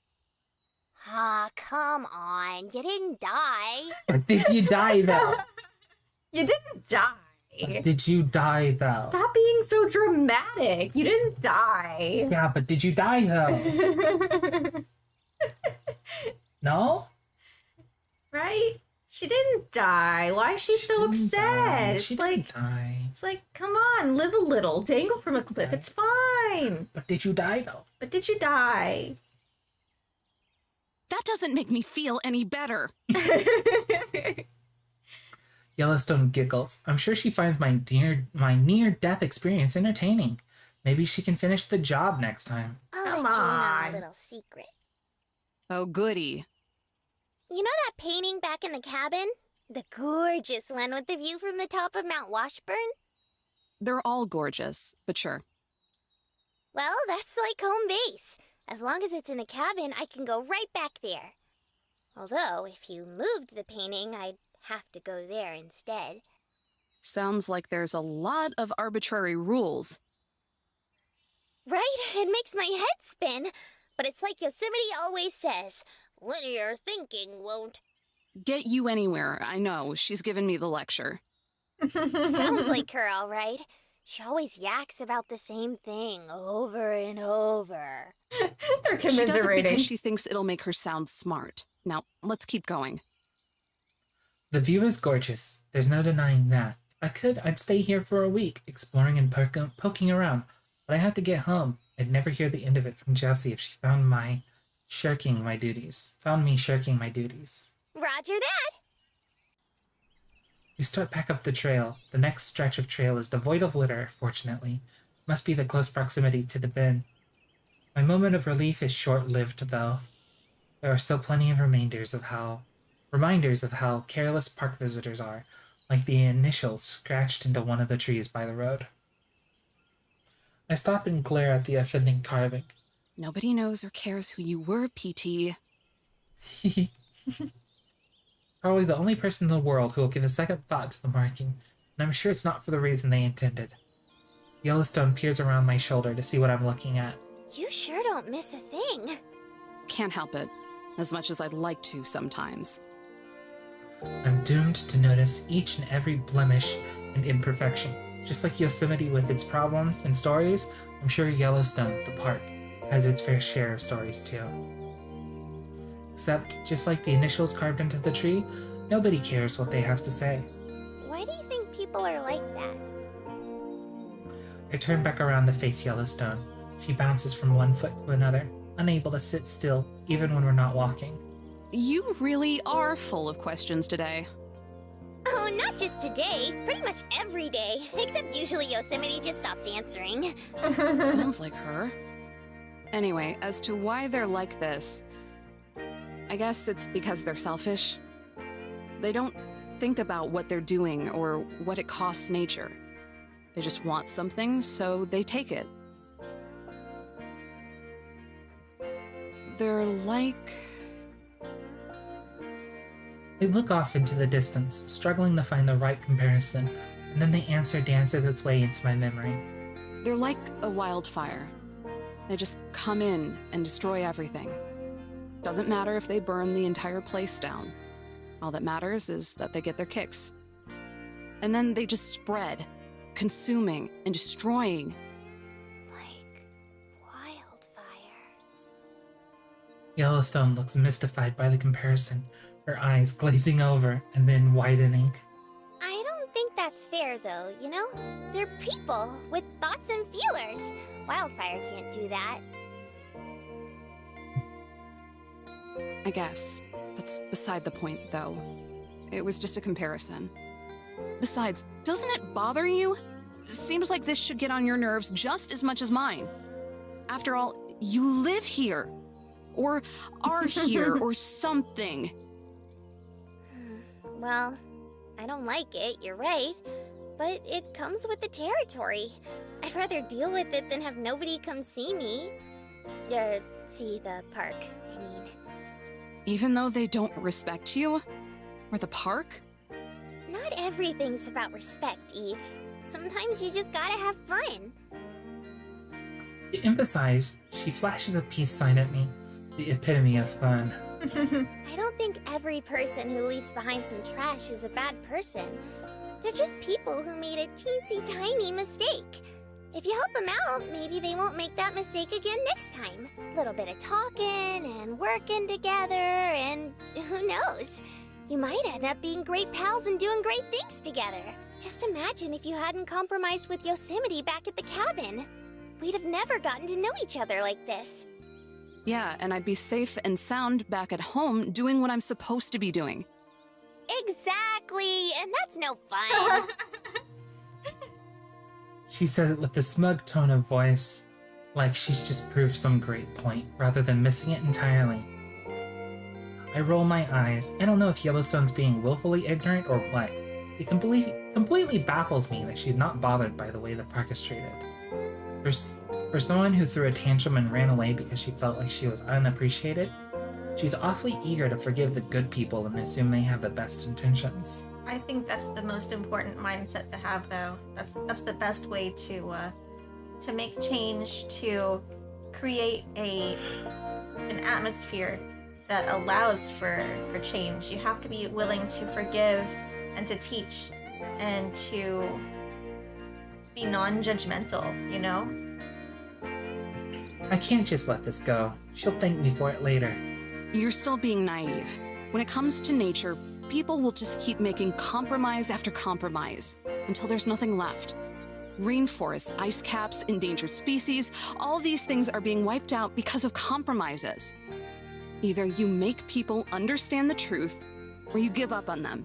Because most aren't worth the time or effort. They're never going to learn or care. And that's 90% of the people that you see out here. What about the other 10%, though? What about them? If you can help even that 10%, doesn't that make it worth it? Sometimes they just need someone to teach them the right thing to do. Oh god, not her too. I'll bet you most of those 10% would be happy to have someone show them the ropes so they can do better next time. As long as there's someone to do it. Yeah, maybe. And maybe those 10% of people would go on to influence those others. That's how I like to think of it. I'm immediately done with the conversation. I just give her a flat answer so that we can move on. I really don't need to hear the same lecture twice in a day. It's obvious that Yosemite's drilled the same nonsense into Yellowstone's head that she tried to pass on to me. Instead, I try to just focus on the hike again, push the distractions out of my head, keep my attention focused on the top of Mount Washburn instead of the imperfections that we pass by. It doesn't work very well, but I refrain from mentioning it or picking up more. If Yellowstone doesn't care, then I'll let it be someone else's problem, someone else's story. Between the garbage, the vandalism, and now the lecture, pretty much any enjoyment I was getting out of the trip has evaporated. Seems like every day of my life I'm doomed to hear the same meandering criticisms about how it's my fault that idiots are idiots. To her credit, Yellowstone stays quiet for now, but I'm sure it's just a temporary reprieve. I'm proven right when we round another bend in the path. Ahead, a group of hikers are heading towards us. They've all got huge backpacks and gear. Looks like they're backcountry hikers, probably doing some dispersed camping. As they get closer, they wave at us and all say hello. I manage a stiff nod, but keep walking. Yellowstone, on the other hand... Hi there, everyone! How y'all doing today? ...is totally distracted. Well, hey there! We're doing just great! Yep, how about you? Just came down the mountain. Had a drink and a snack. Oh, you two are in for a treat once you get up there. I wonder if we'll see the evidence of their drink and a snack left behind. Oh, the view is so good, isn't it? I could just live up here. Yep, same. It was gorgeous. I keep walking, in the hopes that Yellowstone will get the hint, catch up. But I'm not that lucky. She might not even notice that I'm leaving her behind. So I drag my feet and haul myself over next to her. So you three are pretty geared up. Those bags look pretty spiffy. Staying overnight. We are, yep. Just gotta find a spot. We're doing the backwoods thing. Back country. Whoa, that sounds like so much fun. Maybe my friend and I should give that a try sometime. Absolutely not. The 5 of them laugh. I think I'm joking. Oh, guess we should introduce ourselves. I'm Russ, yep. Jakey, that's Clara, and that's Croc. The other 2 both wave as they're introduced. No way out of this, I guess. I'm Eve. And this... Yellowstone looks at me with eager eyes, probably hoping for a cool alias. is Yellow. Yeah, her name is Yellow. Instant disappointment. But with someone called Croc, it's not like she's got the strangest name here. So, how are you guys liking the park so far? Great so far. We've been here for 2 days, and we've got another 2 days to go. It's good. Never visited before. It's the cat's meow! What other stuff have you seen? Well, we started at Hayden Valley, then came up this way. We passed by Grand Canyon too, yep. Croc didn't realize it's not the Grand Canyon. Easy mistake. She's real nice too. What kind of gear have you got? Looks like a real heavy load. Aren't your backs just about to give out from lugging all that around? Honestly, yes. I just want to fall over and sleep forever. Have to find a campsite first. We've got all the essentials with us, though. Tent, blankets, food, stove, flashlights. Roughing it as much as we can. Wait, did that guy say they don't have a campsite yet? Wow, you can fit all that in there? Sure can. Bit of a pain to take with us, like you said, but it gets the job done. I hope you guys can take a break soon. Ha! Me too! We're actually looking for a spot right now. Trying to find something close by. Going back up the mountain in the morning, yep. Oh, I wonder if I know of anywhere good close by. He taps a finger on her lips as she pivots around, scanning the area. You know this place pretty well then. Like the back of my hand. It'd be good to find somewhere with a bit of cover from the wind, in case the tent crashes again. Wait, crashes? All 5 of them, including Yellowstone, punch at my words like they forgot I was there. Maybe they did. 10 eyes turned to look at me.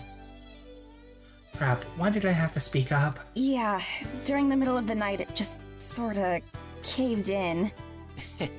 Right on our heads, yep. I notice him eyeing my badge warily. I wonder if he's doing it this whole time. Hope he doesn't connect the dots and figure out I don't actually work in this park. Sounds like you must have staked it out wrong. I told you. She hits one of the others on the arm. It makes a poof sound against his light jacket. Yeah, the videos made it look a lot easier. At least he has the good sense to look embarrassed. It's kind of been one thing after the other, to be honest. First, we got lost on our way to the mountain. Then we got the car stuck in the mud for a while. She rambles on for a good couple minutes, listing all the things that have gone wrong since they left home. Forgotten supplies, mixed up trails, and more. Internally, I'm rolling my eyes the entire time. At a glance, it looked like they were well prepared, but of course it turns out that I gave them too much credit. Finally, when she mentions how they were considering doing the hike without extra water, I reach my breaking point. Okay, that's enough. Clara stops mid-ramble. She could give Yellowstone a run for her money when it comes to chatting. The 4 of you sound like you're not prepared to be out here at all.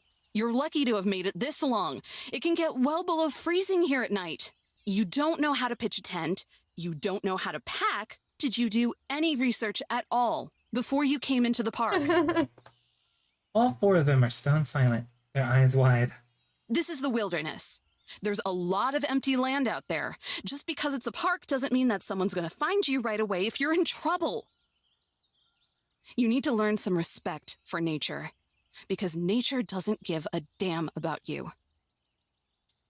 They're all still cowed into silence. Even Yellowstone looks a little embarrassed. Might have been a little bit harsh, but that's better than going too easy on them. One of the hikers finally nods. We understand. Sorry. Maybe we should just cut the trip a bit short. The look of dejection spreads from one to another like a plague. Jakey starts to sag under the weight of his backpack, like it just got a whole lot heavier. Hey now, that's quitter talk. Yellowstone leaps in between the group and me, trying to salvage the situation. Eve's a bit of a grouch, but she's just trying to say that you should be more careful next time. You don't have to give up and go home. You just gotta do better. Well, she kind of made it sound like we're going to die a horrible death out here. Not if we can help it. Right, Eve? What? You folks said you're still looking for a spot to hit the hay, right? What if we help out a little and give you a couple pointers? Would you really? I mean, that'd be great, but it's a lot to ask. Absolutely. Hey, Yellow, I don't... My protests fall on deaf ears. I've already been volunteered. Can you help us with our campfire too? Yellowstone looks at me expectantly. I sigh again. I've been doing that a lot since we got here. Not like I have much of a choice. Better than letting them burn the whole place down. The last thing I want to deal with is another forest fire. Hooray! And just like that, I'm dragged into Yellowstone's shenanigans. So then what you're gonna wanna do is slide these suckers in! Aha! Hello. Hello, welcome. Welcome to the stream. How are you doing tonight? I can't bear to watch. Can't look away either. And from there you gotta... Wait, that's not right. This is embarrassing. Pitiful even. Just a tip, I think. Okay, I think I cracked the code. All you gotta do is step over here and lift this up and...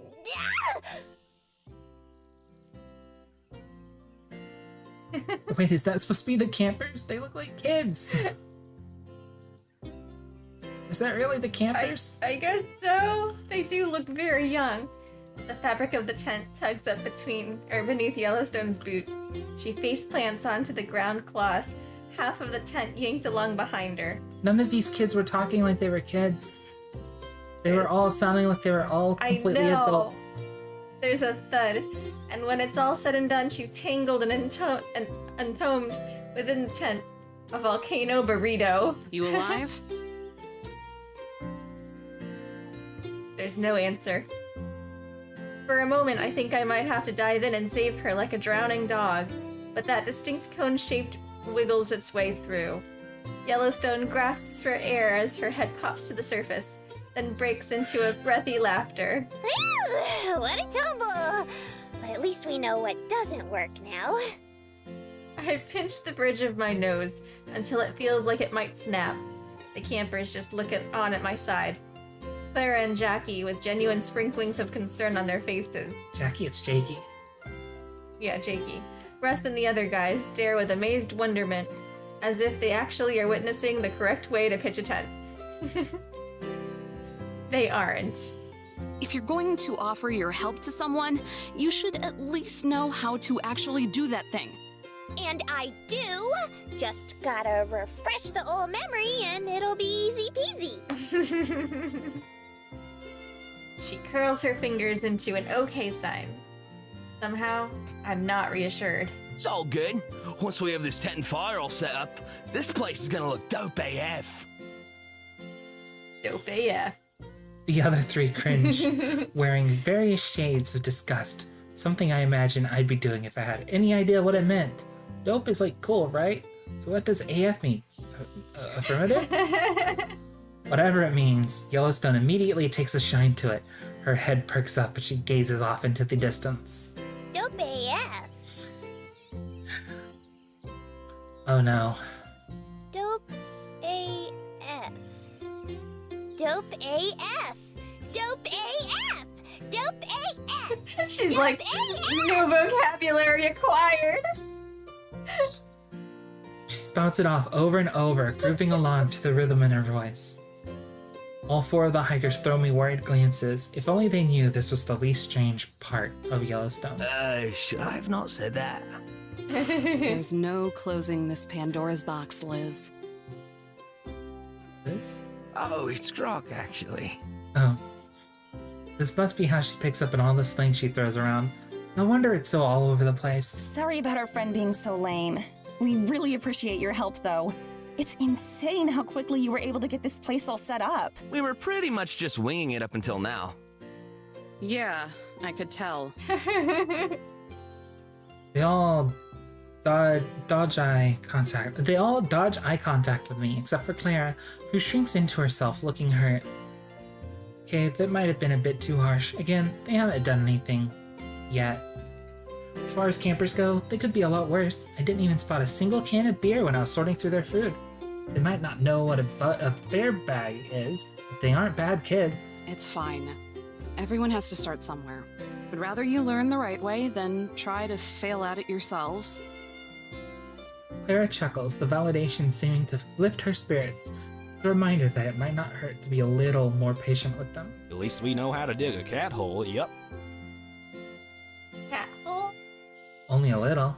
I take a moment to scan the area and admire my handiwork. They were ready to call it a day, so I went ahead for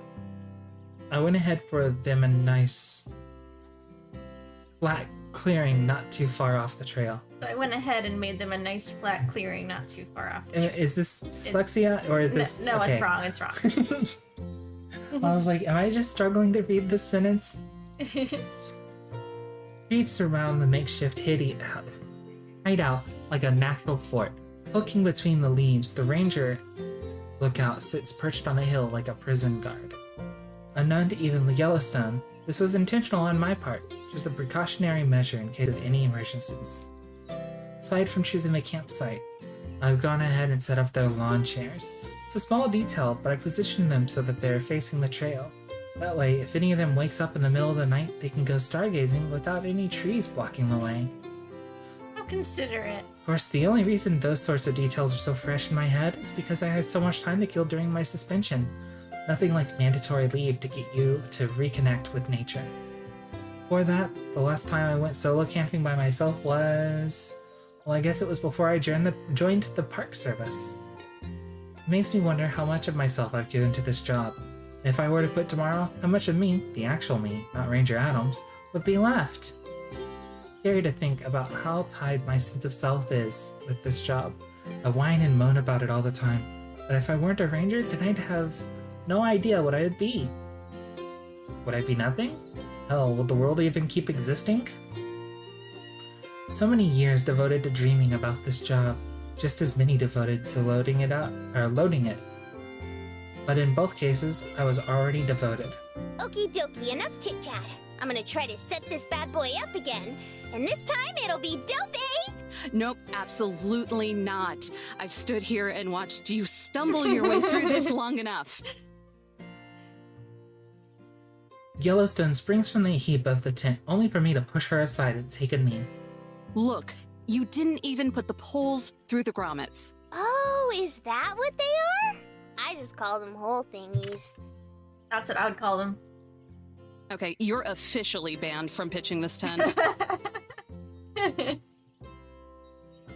Anyone should know how to pitch a tent. It should be the spirit of a national park. Just keep doing what you are now. But I'm not doing anything! Nothing! Nada! And you're doing such a good job at it, sweetie. Quick puffs of smoke wheeze above her as she pouts, straining through the fabric of her hat. Doesn't matter how many hats she wears, if she can't control her emotions, then nothing is gonna hide the things that come out of her head. Let's see, which one of you do I like the most? Clara. Hey, how can you remember her name? I ignore Iguana. Get over here and help. I want to make sure at least one of you knows how this is done. If anyone's gonna remember, it'll be Clara. My brain just kind of wings it most of the time, too. Clara gives an excited nod and scrambles over. She hovers over me and focuses in. It reminds me of Yosemite peering over and glancing at my journal when I'm writing. I'll do my best. Nothing else, at least she's motivated. You see how I'm pushing this pole through the sleeve? I slide the pole in and out of the thin sleeve that runs along the tent. Do the same thing on the other side, after it's in the grommet. From there, we'll lift it up together. Got it? Sounds like a plan. She skips to the other side and bends over. Diligently, she begins to slip the pole through the sleeves, matching them at the end with the color-coded tabs. This is exciting! It's been such a long time since I've been camping like this. Like, actual camping. It catches me a little off guard. Most people these days just go in their tin can motorhomes like that couple. I stop fiddling with the poles for a few seconds and glance over. Oh, yeah? Uh-huh. We live near a national forest, so my dad would take me camping out there during extra long weekends. 4th of July, Memorial Day, things like that. I can't help but smirk a little as I slide the last sliver of the pole through. Maybe this kid isn't completely helpless. Rugged outdoorsman, huh? Oh my god, yes. Lift. We reach towards the middle of the tent and hoist it up at the same time. The poles act as a frame, giving the tent its modest round shape. He was always doing something out there. I didn't know one man could spend so many hours fishing. Reminds me of my old man. He and my brothers were the ones who got me into camping. To this day, roughing it and loving it is the family motto. You have the stakes? That's one heck of a scary motto. Fun though. Makes me wish I had kept up with all this. And yeah, they're right here. She grabs a handful of stakes and the hammer from off the ground. The tent is looking shapely now. There's more simple stuff that needs doing, like putting the fly on, but staking it is the last big one. Well, when you get home, you can tell him about how you outdid him at his own hobby. Wish I could, but he died a few years back. She doesn't even flinch while saying it. It's as cheerful and natural sounding as the rest of the conversation. So maybe that's why I turn into a stuttering mess. Mind if I do this part? I think I remember how to now. And maybe that's why I nod my head and agree with it. She bends back down and starts hammering the stake into the soft soil between the straps of fabric at the end of the poles. The anniversary is coming up, and between that and school being so tough, I guess I just wanted to feel closer to him. How does someone answer that? Am I expected to? Within the time it takes to snap your fingers, it feels like my entire perspective of this girl has gone through a kaleidoscope of changes. It's not because her dad is dead, not entirely anyway. If anything, I think it's because she even has a dad. These people, the rowdy pains in my ass, who don't care about anything but themselves, they have family, they have lives. Put those things together and you realize, sweet mother of God, these people have some sort of rationale and perspective. My breath catches in my throat. Why does that scare me so much? All done. Hope it's all up to snuff. Clara drops the hammer on the ground, presenting her achievement with a smile. Her friends and Yellowstone stand off to the side, oohing and awing at this most impressive of displays. Looks pretty spiffy to me. You did a swell job. Don't you think so, Eve? I shake myself out of it long enough to see an erected tent that isn't toppling over in the wind. Yay! Yeah. Keep it up, and you'll be a real pro. I can put on the fly if one of y'all wants to set up the fire. Yep, I can. Ooh, me! Yellowstone leaps up and down, volunteering herself to the cause. No one even has the time to argue before she's sprinting over to the supplies. I'm gonna go snag the lighter fluid! She's so excited. It takes a while for the words to sink in and settle, but once they do, I chase after her. Hold it! I'm preemptively banning you from building a fire! You're banned! Got it? Banned! You're banned! You're banned, you see? You're Goodbye! Good luck! Good night! Yellowstone shouts into the distance. The four hikers turned campers, waved goodbye, but the campfire I built for them silhouetting their bodies in warm, flickering light. Don't forget to drink lots of water! And be sure to bundle up! As Yellowstone continues the spectacle of her farewell, I stand at her side, stiff as a statue. Take care! Thanks for all your help! Clara cups her hands around her mouth and yells, the energy in her voice carrying even further than Yellowstone's. Thanks. I raise my hand, and even though I'm moving now, I still feel stiff. From this far away, I doubt she can tell, but I give a slight wave. Just one, before turning around and starting back on the trail. It takes a while, but eventually I hear Yellowstone's footsteps shuffle behind me. Soon, we're in lockstep with each other, hiking in silence as the sky dims to a deep orange. We're almost out of daylight here in Wyoming. Wonder how much light is left in California.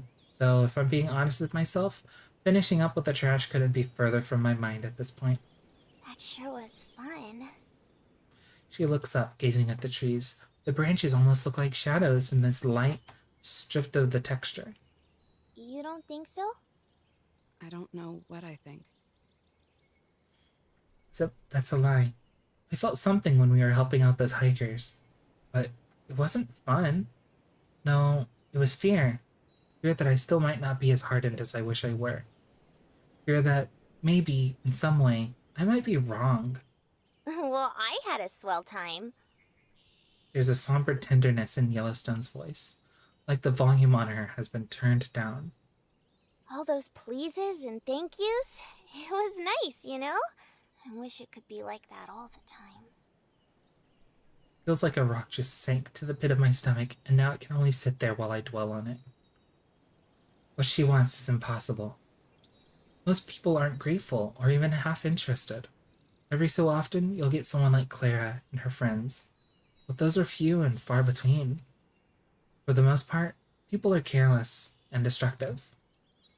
They are, right? Because No. if they aren't, then this entire time, I've been...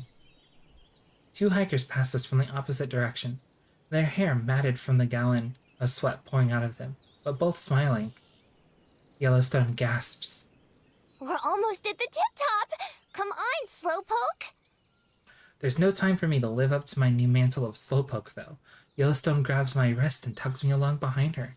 My feet stumble over each other, struggling to match her pace. Careful! You're gonna yank my arm out of my socket! We stop. Oh.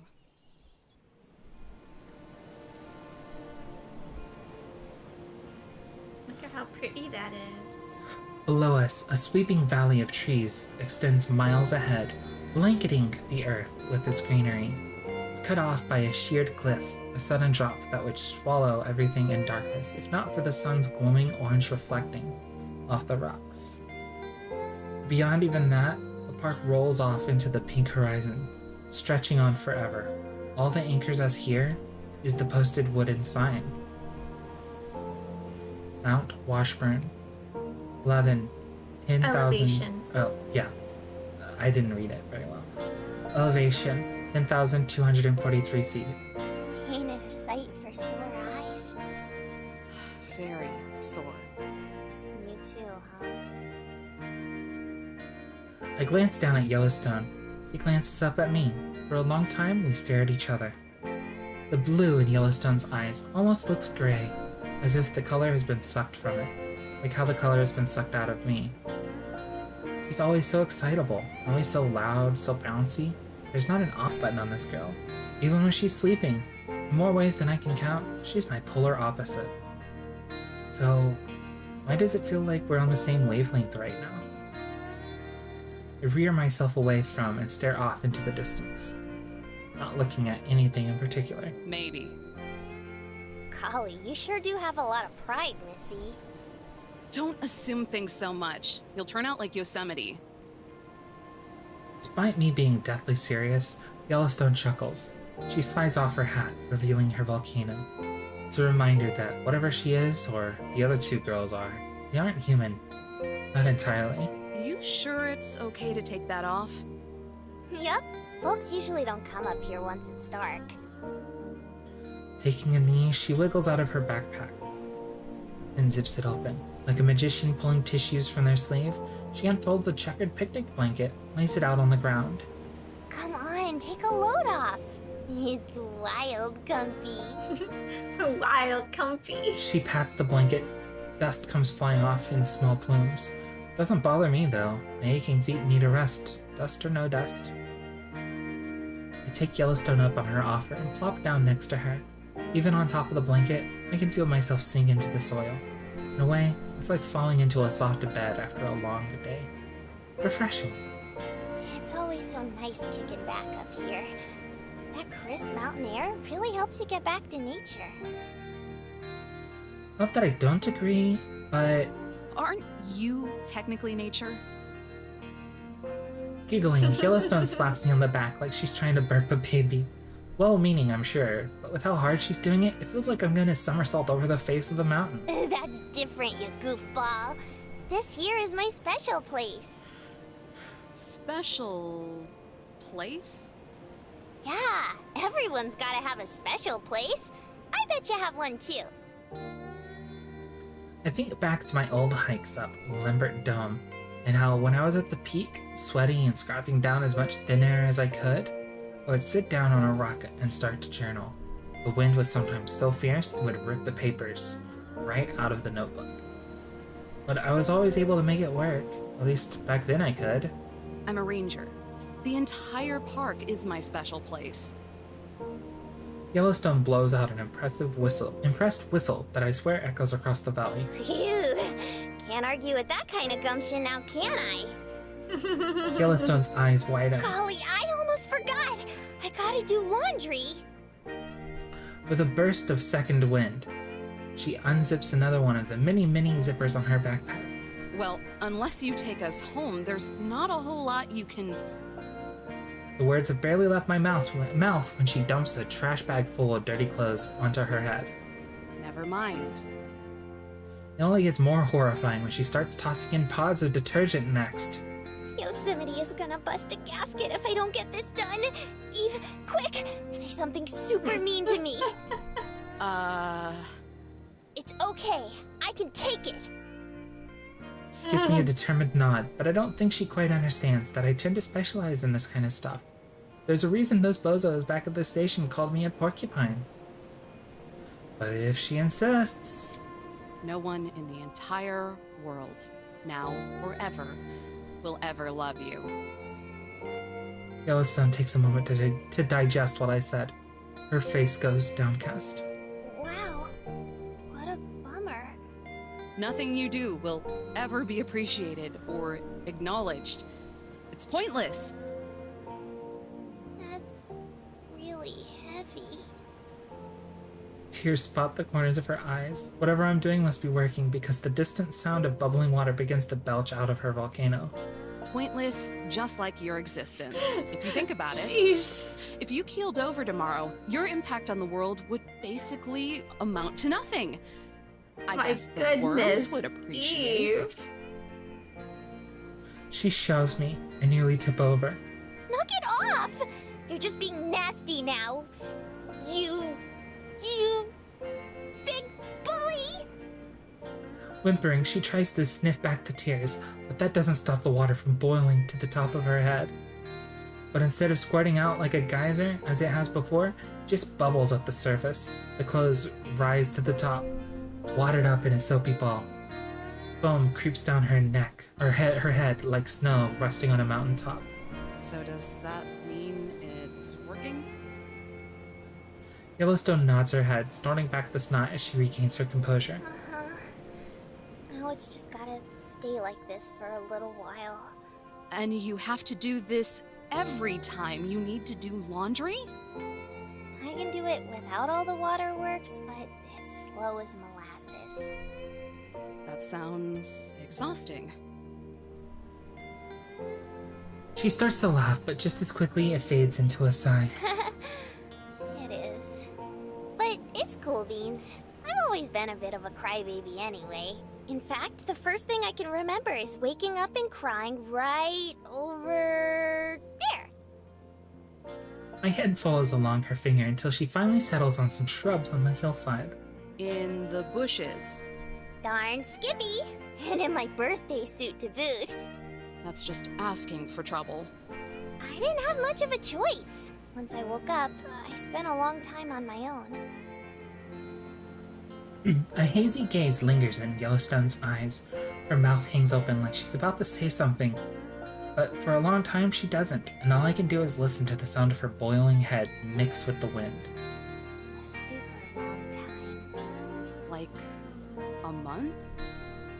I grip the blanket and nervously twist it, knowing full well my guess is on the conservative side. Maybe it's the look she's giving, or maybe it's just a gut feeling. Longer. My stomach takes another plunge. Even if I'd expected it, it's still sobering to hear. I was keeping track of the days, but then there was this huge blizzard and I lost my spot. I was brushing up against 10,000 though. 10,000 days? 10,000 days? No way! 10,000 days? Hold on.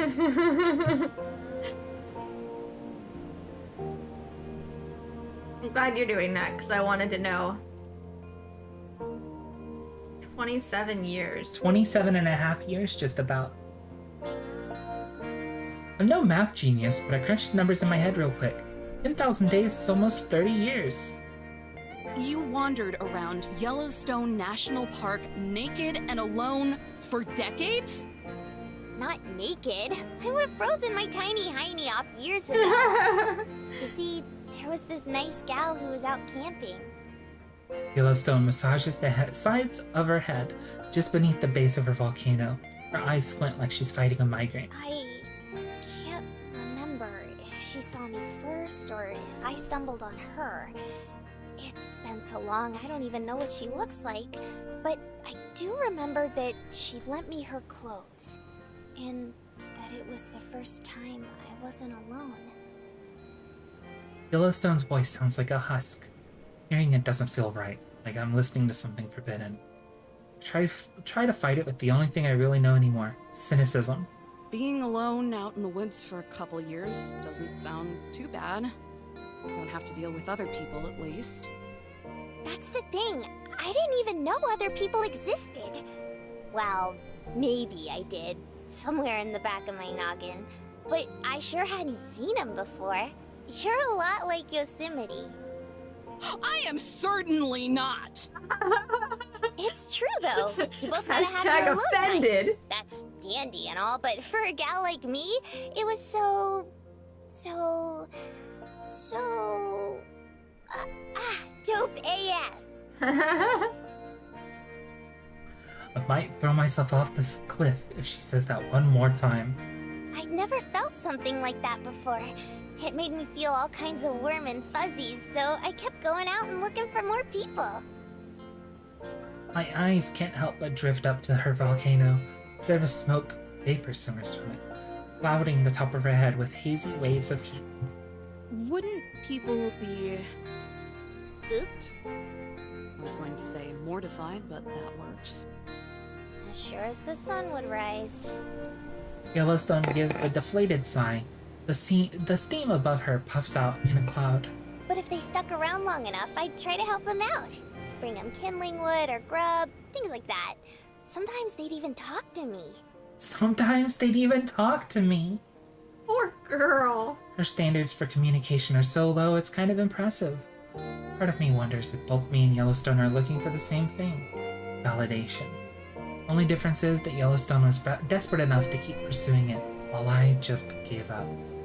But in the end, they'd always pack up and leave, and I'd be alone again. The corners of the sky have been brushed with a deep, brilliant red. It gradients with the darkening blue, two different colors from the opposite end of the spectrum.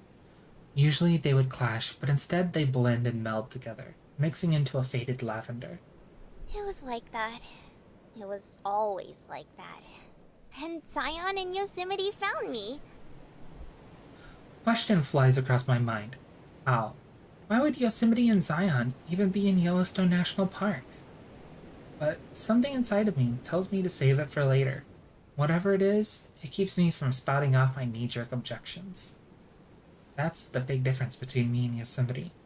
I actually have manners, when I want to. For the first time since I woke up on this rock, it felt like I had a place to belong. Like a family, you dig? I did. You dig? Yellowstone clasps her hands, rocking side to side as she recalls her nostalgia for the good old days. Suddenly, I wasn't so lonesome anymore. Zion and Yosemite were both so chummy and nice to me. I wanted to do whatever I could to help out around the cabin.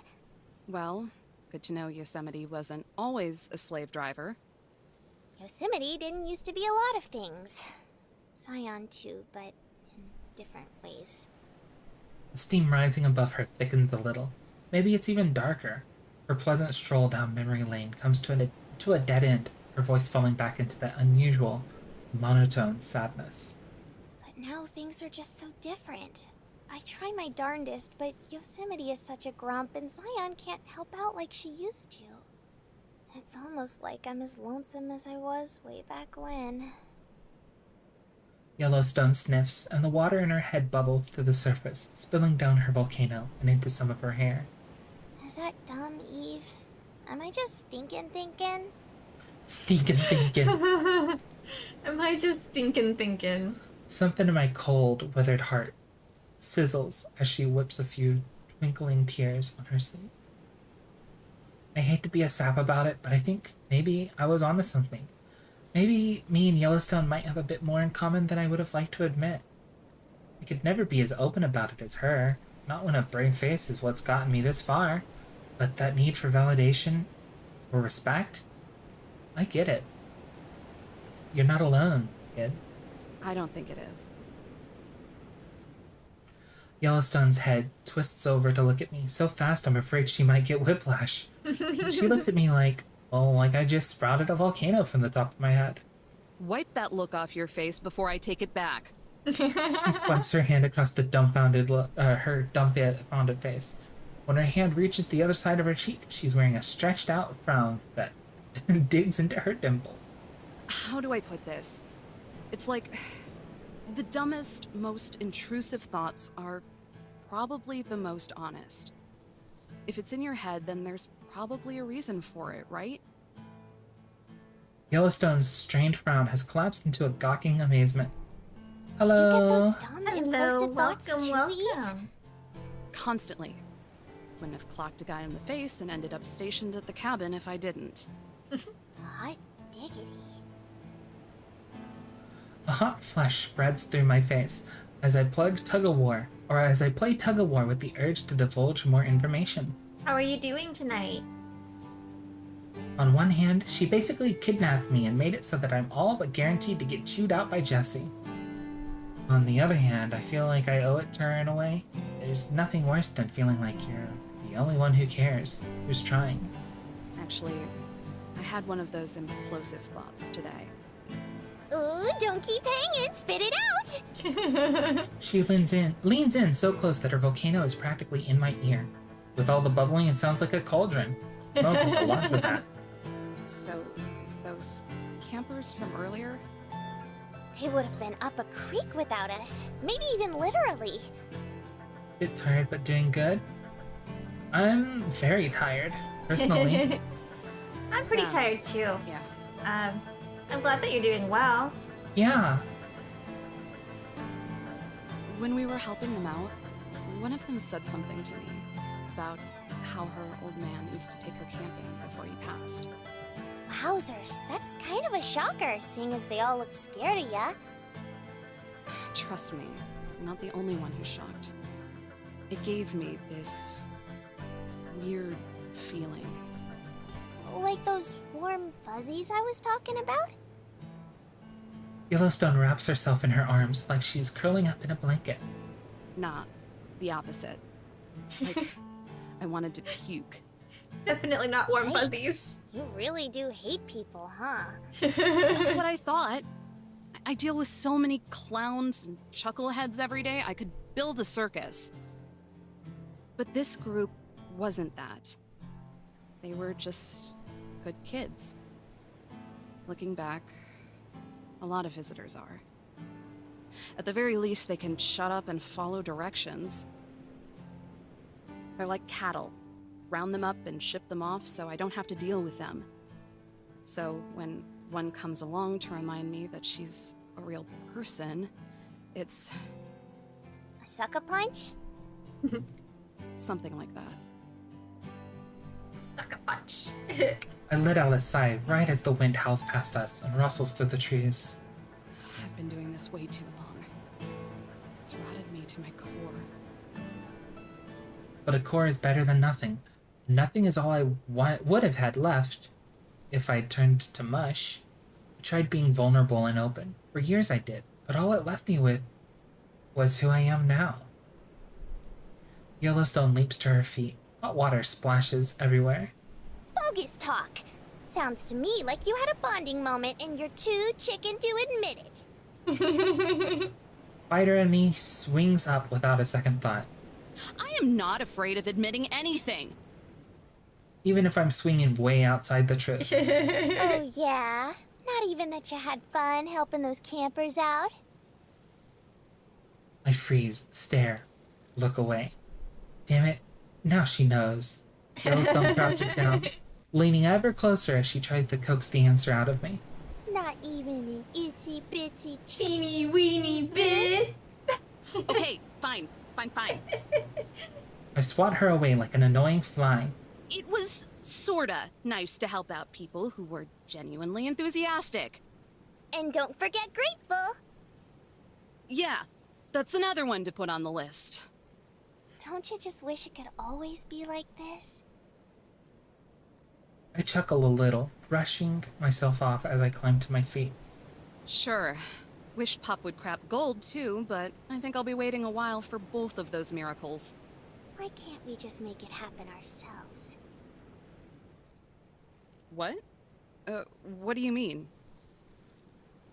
When she turns to look at me, there's a smoldering fire of excitement in her eyes. Tendrils of smoke rise from her volcano and ears. Oh, what is she up to? What? I take a step backwards, feeling a sudden surge of heat emanating off of Yellowstone. My foot slips on a pebble, and I grasp the guardrails to keep from falling. I nervously laugh. That's a nice thought, but it's about time we head home, don't you think? Why? Who says we have to go home?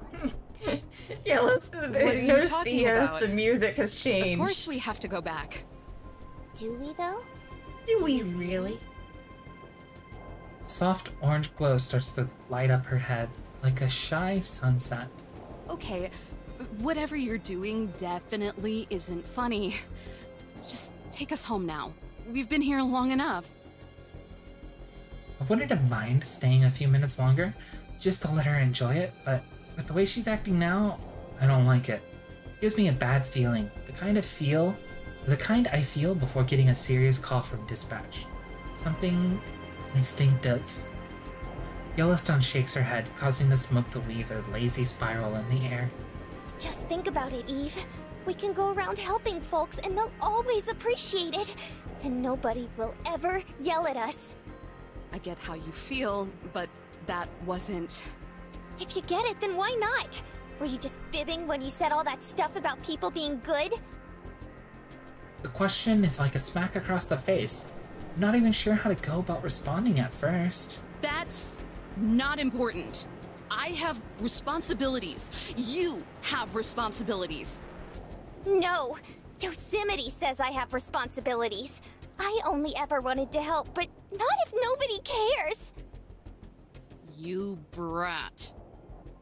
I can feel all the goodwill that Yellowstone had built up over the day crumbling away.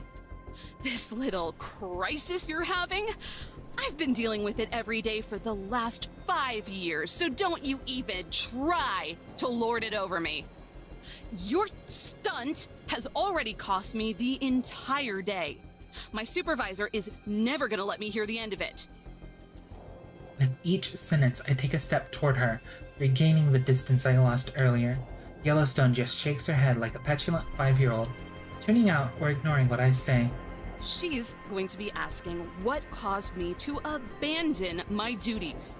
And the truck, which is government property, I might add, and I'm not gonna have anything good to tell her.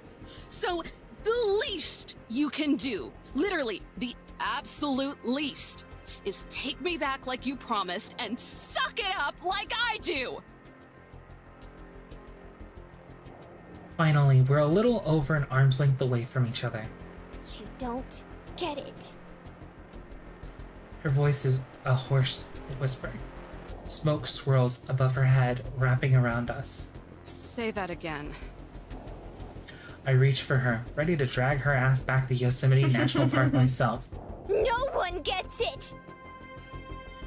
A wave of violent heat ripples off of Yellowstone, hot enough that it drives me back again. I press my hand to my forehead to shield myself. Ah! What the hell? The air shimmers in front of her as Yellowstone clenches her fists. Black dust mars the ground beside her, where she just obliterated some poor weeds.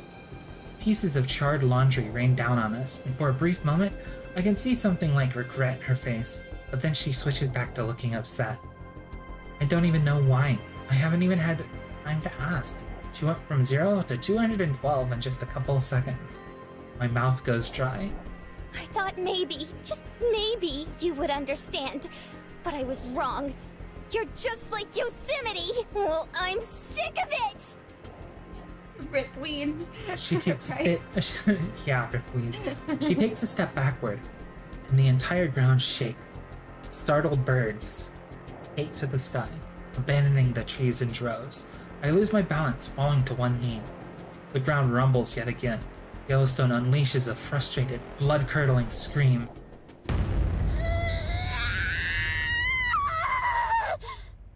She's gonna make the volcano go off. My hands go up from shielding my forehead to covering my ears. When the scream is over, I look up just in time to see Yellowstone disappear into the woods. Hey! Where do you think you're going? Doesn't do any good though. All that remains of her presence is the ashy ground where she stood, and the remains of the laundry. I think one of Yosemite's socks landed on the picnic blanket. This is a cool graphic. Panicked animals. I stumble to my feet and give chase. It's difficult to follow her because I keep losing my footing, but I do my best. Other campers and hikers fly past in varying degrees of panic, but I don't hear what they say. You little brat! I'm gonna shove my foot so far up your ass, it'll come out that volcano! Animals go by too, terrified rabbits and mice, a few desperate deer, all hurrying past. I can only imagine what it's like in other parts of the park if they're affected. Yellowstone! I must sound like an idiot to anyone who hears me, just screaming the name of the park, but I don't care. I need to find Yellowstone, the girl. Get out of here. As I run, I have to recognize the futility of what I'm doing. I have no idea what direction she might have gone in. It's already dark, getting darker. I don't even have a flashlight. With a sick sense of irony, I realize that I'm doing exactly what I yell at unprepared hikers for doing, wandering off the path without a plan. I keep running. My hat flies off my head. I reach to grab it, but the ground rumbles again. Whatever. With the ground, I leave it be and keep calling for Yellowstone. For a second, I think I see the glow from her volcano. But when I get closer, I realize it's just the ashes of a recently abandoned campfire.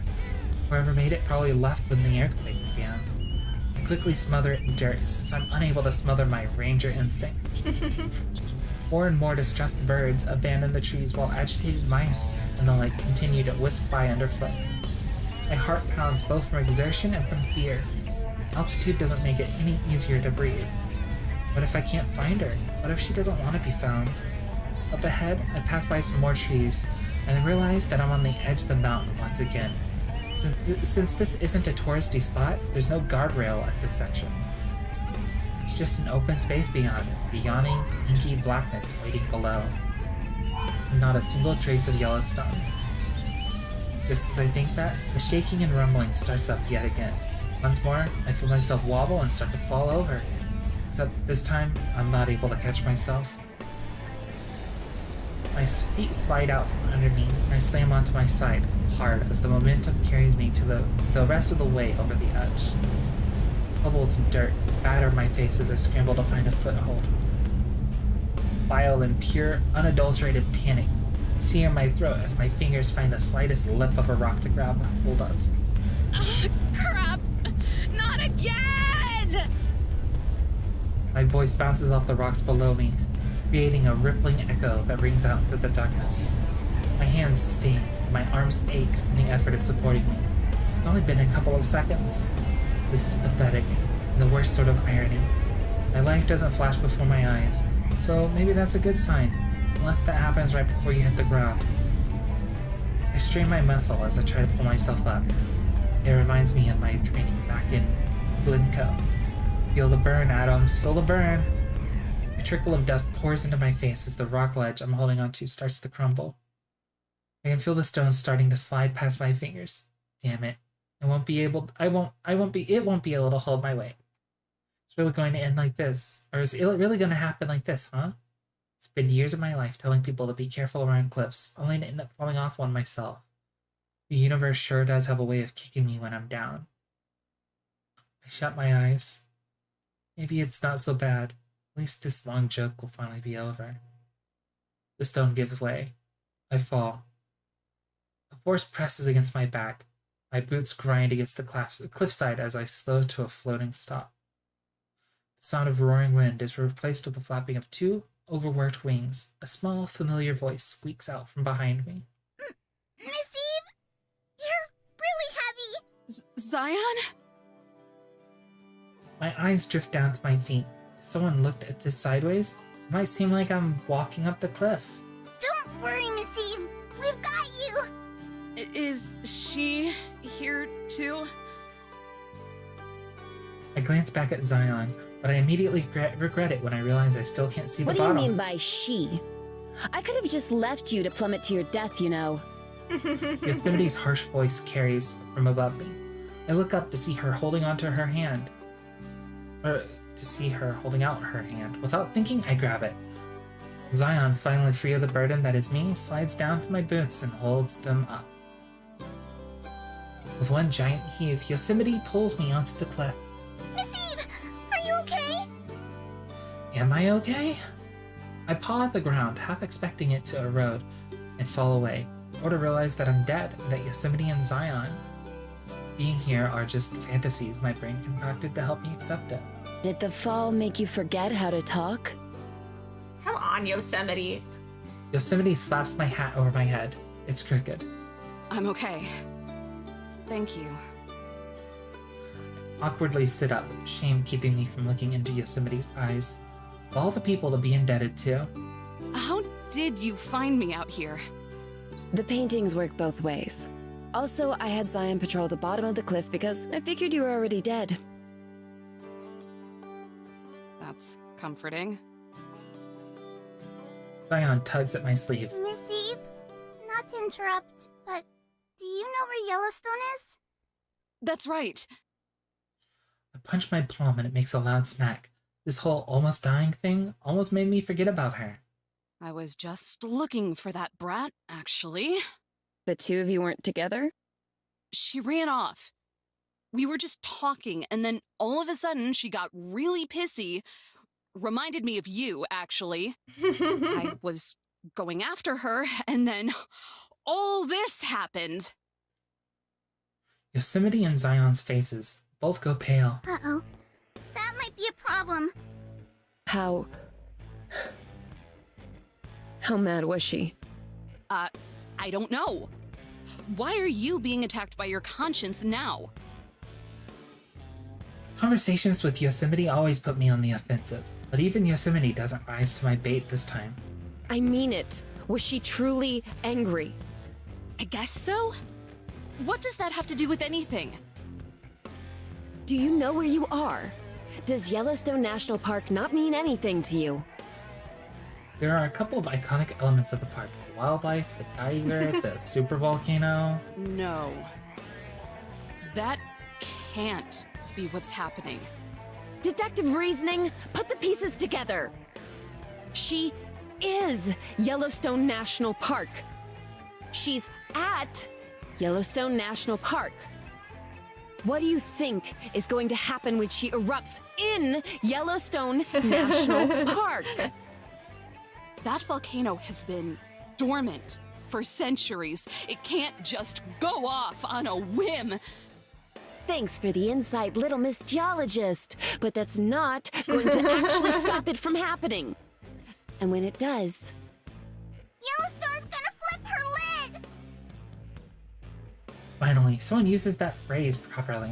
There's no way. She can't cause an eruption or anything, right? Do I look like I'm messing with you right now? Does any of this? She gestures around at the empty forest, still rocked by occasional tremors. That's a lot of Yellow National Park in one sentence. It really was. Yeah. The word of today is yellow. Yellow or Yellowstone. I hate it when I have to admit she's right. Do you know why she was upset? Seriously? Did you not see how she stormed out of the cabin in a huff this morning? She's still angry over that? This girl will be the death of me, I swear. Funny that she says that, considering that she's literally almost been the death of me twice. Well, I might have gotten a little snippy with her, but only because she started going on about how she wanted us to stay here forever. Not a bad idea, but I have work. Pinching the bridge of her nose, Yosemite lets out a long sigh. Thanks for making a bad problem worse. I didn't. I wasn't trying to. I stuttered through my words, not sure if I should be apologizing or defending myself or what. Nothing I can say feels right. It's okay, Miss Eve. I know you didn't mean to doom Western civilization. I know you didn't mean to doom Western civilization. Oh my goodness. Oh, Eve, what did you do? No, it's not Eve's fault. Really, it's Yosemite's fault. For real, Yosemite needs to she needs to stop. She needs to appreciate Yellowstone. Stop picking on her all the time and expecting her to do literally everything and stuff. Dear sheesh. Zion is very, very cute. As if on cue, the rumbling underground starts up once more. Zion goes airborne to avoid it while Yosemite and I use the trees for balance. We need to find her fast. You have no idea where she might be. None. She ran off a while ago. I don't know which direction she went. Ooh, We'll have to check hope her we get favorite lucky place. then. Where we came from? She hands me a flashlight. The two of them have their own as well. Switching on the beams, we look around for any trace of Yellowstone, moving as quickly as we can. I doubt she's gone very far. She's probably hiding somewhere close by. Even she has to be aware of what's going on.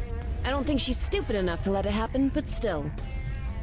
She's all alone. She must be really scared. Her fault for running off.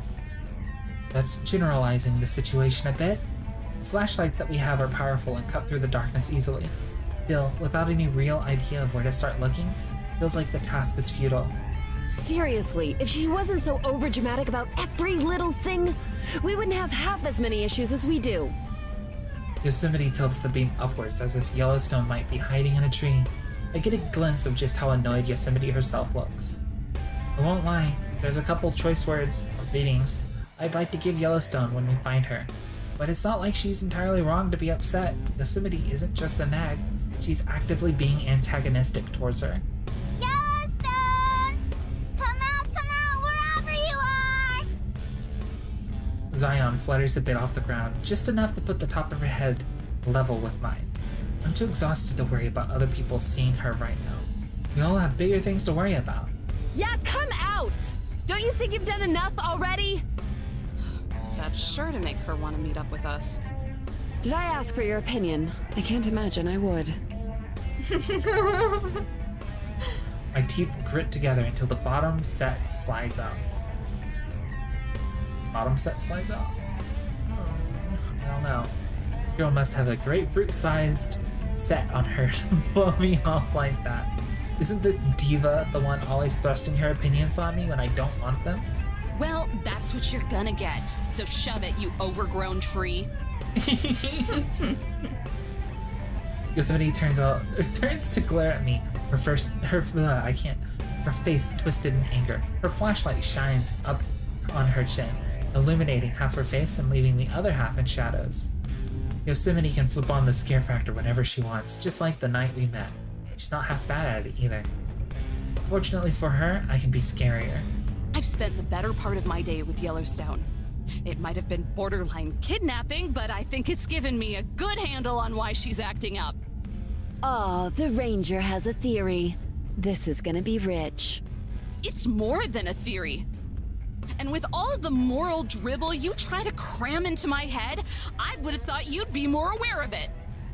Aware of what? That Yellowstone is acting out because she's not getting any validation.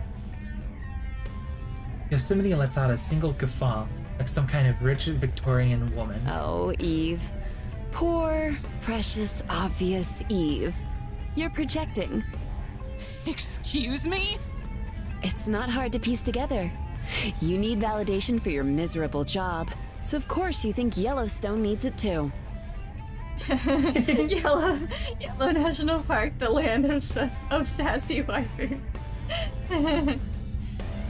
My initial reaction is to swat this flashlight over her head. And earlier today, I probably would have, but the more I think about it, the more I realize something. Maybe you're right. Yosemite does a double take, shocked at first, but suspicion starts to creep on her face. She knows there's more coming. But if that's what helped me relate to her, then so what? I'm not saying the little conehead is completely right, but would it kill you to show a little empathy? Empathy? Really? She gets in close, her chin about touches my forehead, while I look up and meet her eyes. Is that what you showed those campers this morning? I look away. That's what I thought. That's a straw man. What a dirty trick. But I get the point. I'm not exactly in a position to defend people who have a penchant for screwing up, but there are people behind mistakes, people like Clara and her outdoorsy dad. Yosemite walks away, shining her flashlight back on forgotten paths and shaky trees. Listen close, Eve. There's a difference between being ignorant and insistently inconveniencing others.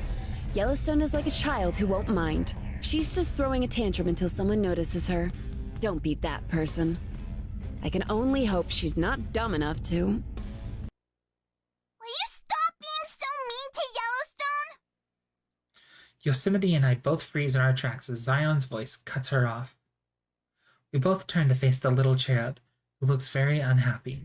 It's like you aren't even hearing what Eve's saying. Maybe Yellowstone is lashing out, but she's only doing that because she's sad. Yellowstone loves helping. It's her favorite thing in the whole wide world, but wouldn't you be sad if no one ever thanked you? All you do is complain about her, even though she does so much for us. Maybe I'm not the best at saying thank you to her either, but at least I don't say lots of mean things about her when she's not even around. You always tell people to be smart and to help others be smart. Then why can't you tell Yellowstone what she's doing wrong and help instead of just calling her dumb?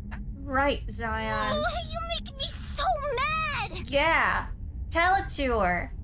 Good job. And everybody, listen to the small child. Listen to the small child have this realization.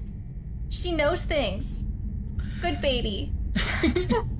She flaps her wings angrily and moves closer to Yosemite, who watches open-mouthed. You're nothing but a big old hypocrite! Ooh, she got told. Ooh, she got told she was old. She got told she was a hypocrite. Ooh, angry baby. Angry baby for sure. Now Yosemite's mouth snaps shut like a mousetrap. She blinks several times, several budding tears leaking out. She meekly nods. I don't have anything to say either as Zion descends to the ground, her footsteps light enough to not make a sound. She marches off towards a bush nearby. What? Where are you going? To find Yellowstone. I look to Yosemite, who is shielding her face with her arm as she chokes on her muffled tears. Wow. What? What are you looking at? Keep walking! She tries to wipe her tears, but it only makes her eyes more red. I back away and follow Zion's lead. Holy crap, Yosemite just got chewed out by a toddler.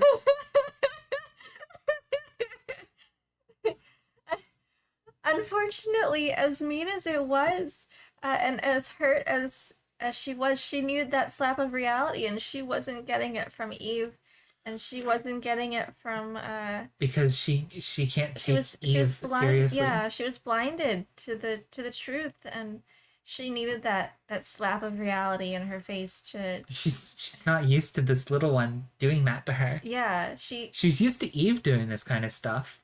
Yeah.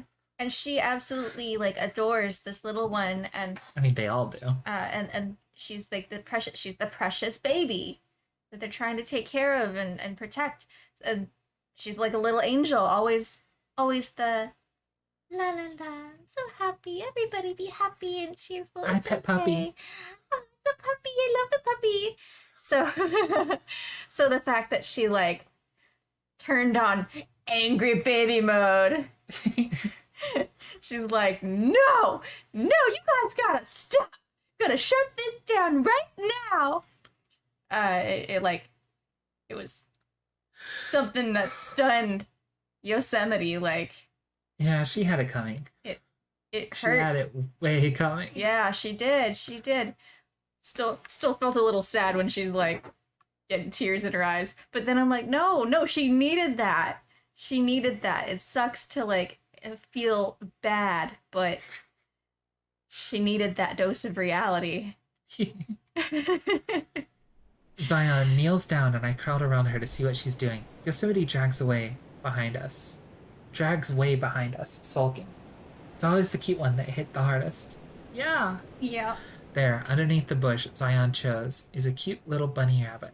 He's ash gray with the teeniest little black spot on his ears. Oh. Zion deliberately aims the beam of her flashlight to not blind him, while she lays a hand against it. Only then do I realize that it's quaking in fear. Little tremors and spasms, like the ones that have been shaking the earth, rock its body.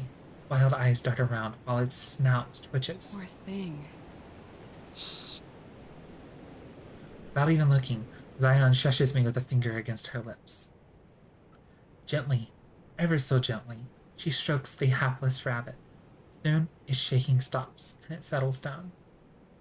After a minute or two, it even leans its head against Zion's hand, as if asking for more pets. That's when Zion stands up and the bunny hops off into the forest, seeming relieved. I know where Yellowstone is now. The rabbit saw her in a clearing not too far away from here. You can talk to animals? Don't be silly, Miss Eve. Animals can't talk. I share some plans with Yosemite. She huffs and puffs and looks away. At this point, I'm not just along for the ride, wherever it takes me. Or I'm just along for the ride, wherever it takes me. Zion sets off into the forest, seeming like she knows where she's going. She mostly goes on foot, but occasionally lifts herself into the air to avoid forest debris. Bird no bunny speech. After a bit, there's a rustling sound ahead, not too far from where Zion is. Yosemite aims her flashlight beam right onto Yellowstone's tear-stained face. No! Don't look at me!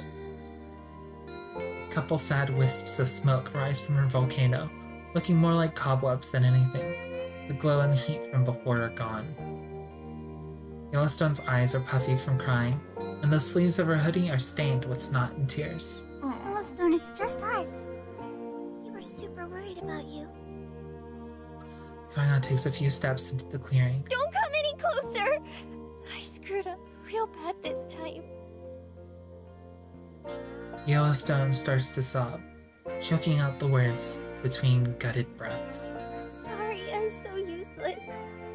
I can't do anything right. Everyone's Just so want to smart, give her a hug. nice and responsible, but I'm none of that stuff. I'm just a stupid crybaby who can't even do chores without screwing it all up. None of you should have to put up with me. And I know, right in the pit of my gut, that you all would be so much happier if I just wasn't around. I'm sorry you had to find me way back when. I'm sorry for being no good. Don't you dare say that about yourself! She hurries over to her friend, wrapping her arms around Yellowstone, who kneels down closer to the ground. They embrace each other, Yellowstone's sobs coming hard and fast. But I burned the laundry. The laundry, I almost forgot in all the panic, but they were in her head when she went and exploded. I hope mine was in another load. Who cares about those old clothes? I was afraid that I wouldn't get to say thank you for all the nice things you do for us.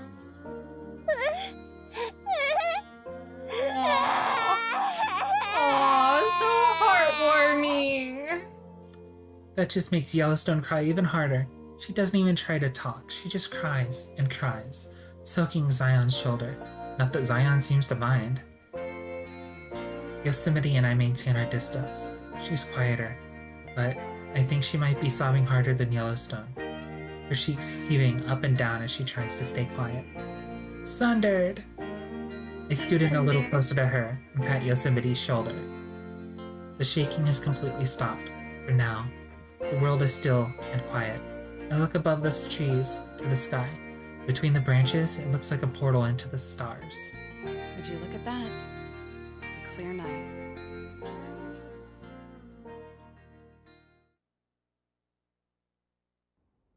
Reprimands, write-ups, trail duty.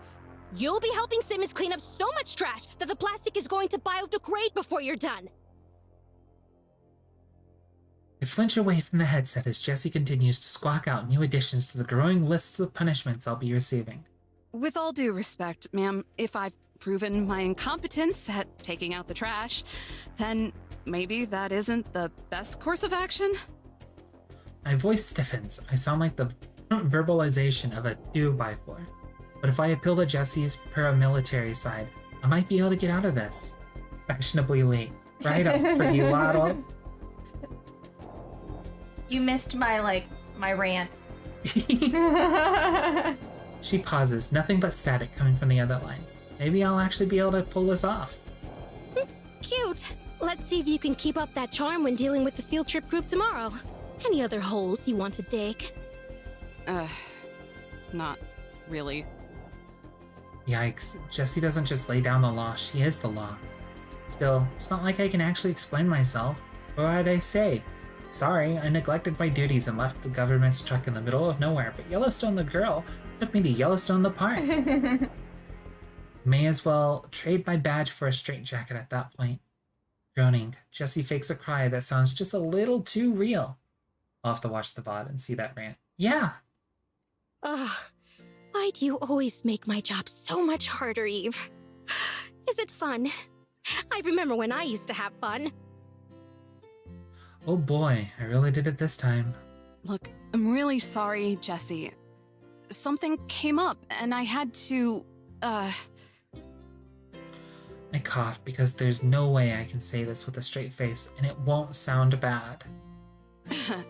hitch a ride back and take care of it. God, it sounds even worse out loud. Take the truck then! I had to send Ernie to go get it. Now I'm down a man and there's 24 completely full trash cans in high occupancy areas. As if I didn't already have enough on my hands with all this Yellowstone business. Do you know how many locals called me about the earthquakes? Please tell me it was just one lone idiot. Try 42.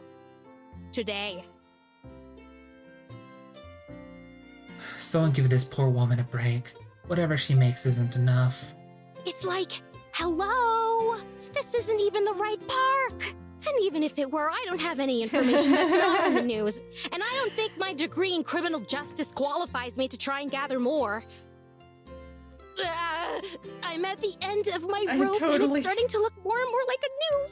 I totally can believe that people would call another park and be like, what's the situation at the park? Is there earthquakes happening there too? Because over at Yellowstone, there's earthquakes. Well, yeah. For the past 12 hours, the news cycle has been ablaze with reports of volcanic activity centered in Yellowstone National Park. Several earthquakes, one of which was a 7.2 on the Richter scale, have also been reported. All the scientist types have been up in arms, young guys with messy hair on talk shows, huffing and puffing about how catastrophic this could be. Call it a hunch, but I think it's all gonna die down in a few days. Well, it sounds like you have your work cut out for you. Give me a call if you need a hand. I'm not good for much, but maybe I can help you manage the chaos. Aw, Eve. My head, I can clearly see her bringing her hand to her chest in appreciation. I always knew you were good. You just need a push in the right direction. That's me, Eve the Good Ranger. Well, Eve the Good Ranger, don't think your newfound kindness means you're off the hook. Jessie be like, what is fun? Her voice gets quieter, but she sounds closer than ever, as if her lips are brushing against the mic. Not by a long shot. Static. Over and out. More static. I set aside the mic and headset. An ominous sense of dread washes over me as I drag myself over to my spot at the table. Trouble in paradise? Yosemite peers over her book. I flop down in my chair and glance over at Yellowstone, who is busy working away at the sink. Nothing worth opening wounds over. Sunlight bursts through the window, the flimsy curtain doing little to inhibit it. It drapes itself like a lazy cat across the table, warming the pages in my hand.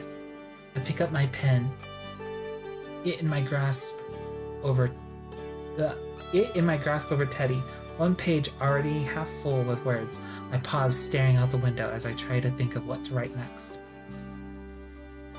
Oh, that totally happens. I had a friend that worked at a state park, and people called from, like, Vermont asking about the cicadas. The park she worked at is nowhere near Vermont. Hello. Hello. Weenie bread. Yeah, I can definitely see that. In my job, I don't actually, like, do anything environmental in my day job. I do all my environmental stuff here as a streamer. But in my job, I do a lot of stuff with e-learning. And so people will call and ask all sorts of questions about services we don't provide. Like, I had somebody call and ask about a specific course that is at least related to the kinds of courses we offer, but it's a completely different course that we have nothing to do with. And so I basically had to tell people, or tell them, like, this is the course that you're asking for. We don't actually offer that course. And they're like, I'd like to schedule an appointment for it. And I'm like, I'm sorry, we don't offer that course. You'd have to call somebody that does offer that course. And they're like, yeah, but when do you have availability? And I'm like, we don't have any availability. There's no availability because we don't have that product. We don't have that course.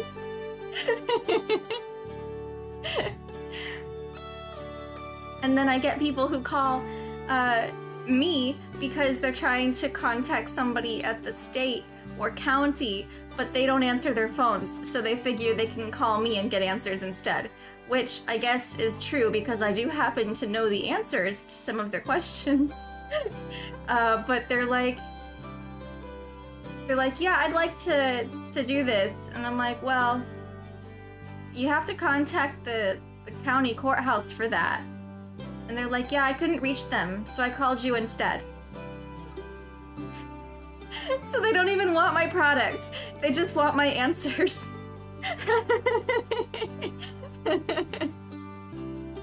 Yeah. People, I Customers. swear. Yosemite alternates between sipping her tea and writing a few words at a time. She catches me staring once, but rather than a challenge or an insult, she just nods in acknowledgement. Jesus. An unspoken truce between us. Not far away. Be a goof. Not far away, Pup and Zion sit beside each other on the floor. Pup wolfs down a bowl of the finest puppy chow, his long tongue assaulting every single speck of food.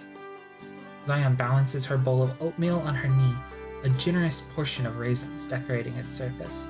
She tries, unsuccessfully, to feed one to Pup. That's not coyote food either, is it? Yellowstone glances over from the hot stove where she's cooking. Zion looks up, a raisin still stuck to her finger. Coyote food? Yup. Weren't you saying the other day that he shouldn't have any people food?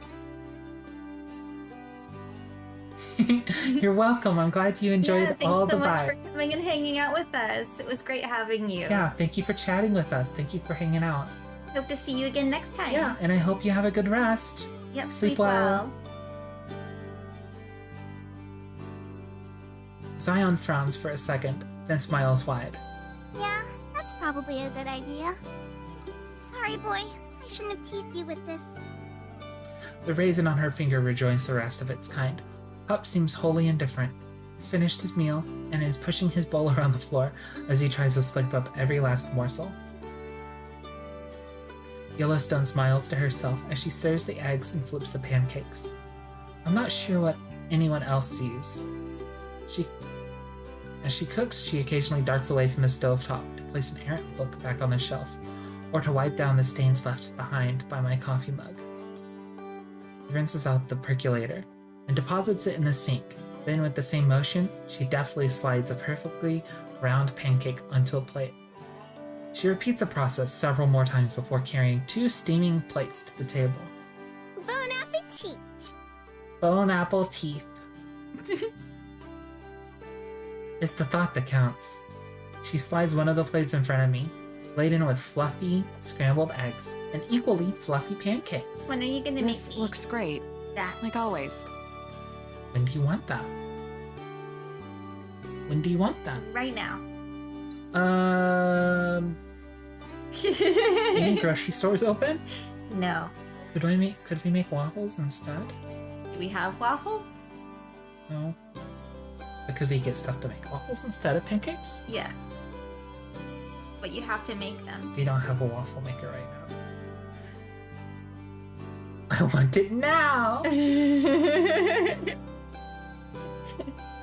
Yellowstone beams in response. Then she swoops over to the other side of the table, proudly delivering Yosemite's breakfast a safe distance away from the open book.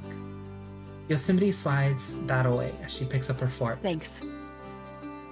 Yellowstone's hand freezes, just inches above the tabletop. I also set down the bite of food I was about to take, staring at Yosemite. Look at her eyes, they're sparkly. She's so happy. What? She hurriedly chews and swallows her first bite of food, looking from me to Yellowstone and back again. 2 big old tears swim in Yellowstone's eyes. Aww. Tears of joy. Don't mention it. No, don't say that. Don't 'cause then say she won't. that. Yeah. This whole story arc was about how they didn't mention it. I can't believe my ears. She knows how to say the T word after all. Yosemite stares at me, but it's not as sharp as usual. After all, she knows she can't really deny it in this case, so she just rolls her eyes, sheathing the daggers in them, goes back to her breakfast.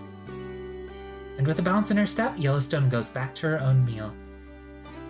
The pancakes are as perfect and delicious as before. I devour them with gusto. A lot like Pup with his meal, some of the syrup from the cakes has spilled over onto the eggs, giving those a tinge of sweetness. I scarf them down too. We spend our whole meal in comfortable silence, save for the occasional whine from Pup and the giggles from Zion as she plays So with him. wholesome. Very cute. Once we're finished, I collect both my plate and Yosemite's and start to carry them to the sink.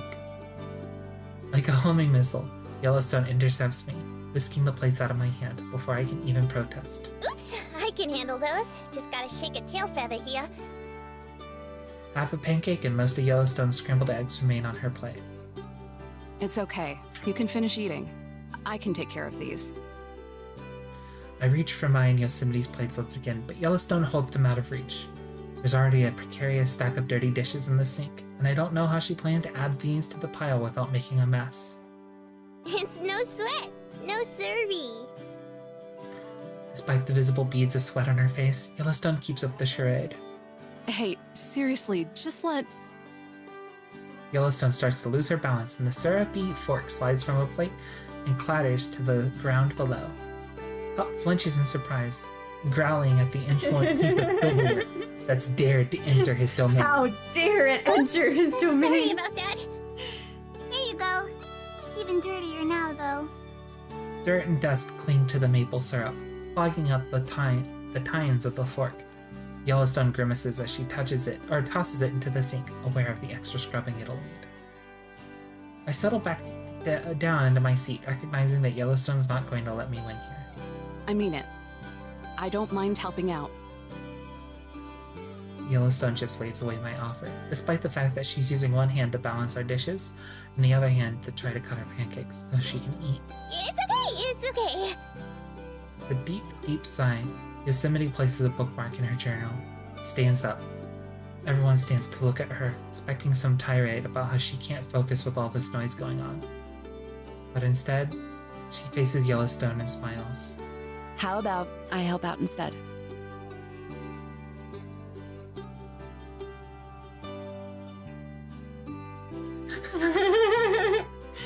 Yellowstone's face cycles through a variety of emotions faster than I can process. To her credit, she doesn't start crying again. Are you sure? Yes, I'm sure. Now hurry up before I change my mind. Okay.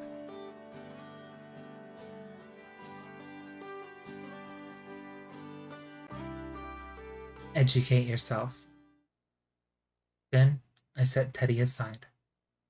Outside, a long banging sound begins to disturb the quiet park air. There's the distinctive sound of a door being thrown open, and then familiar voices can be heard. Told me you had taken care of it last night. I don't know where the stinking office is, and I don't know if they can help us. Well, go find someone. We can't go all day without water. I know. Just give me a second to think. The bickering couple from yesterday with their clunky tin can. I reach for my hat and put it on, adjusting my uniform just a little bit so my badge is visible.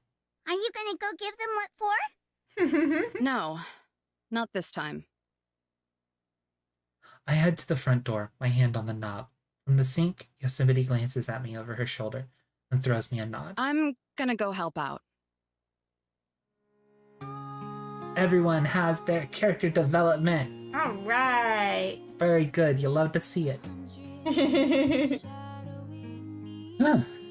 You think there will be a another like scene, or was that the start of this one? No, that was the end of this episode. That was the cap. Or are you talking about the... Okay, I know what you're talking about. That may have been the start of this one. But I'm not sure.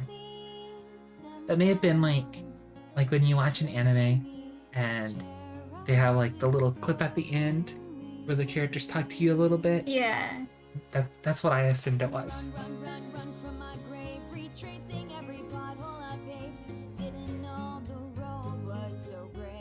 So what did you guys think? Last message didn't send. What was the last message?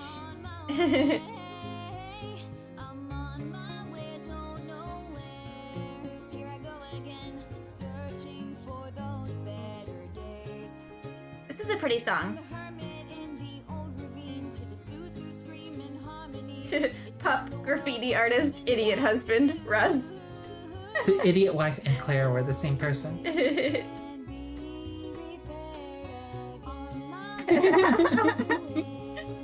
No, I wouldn't say that.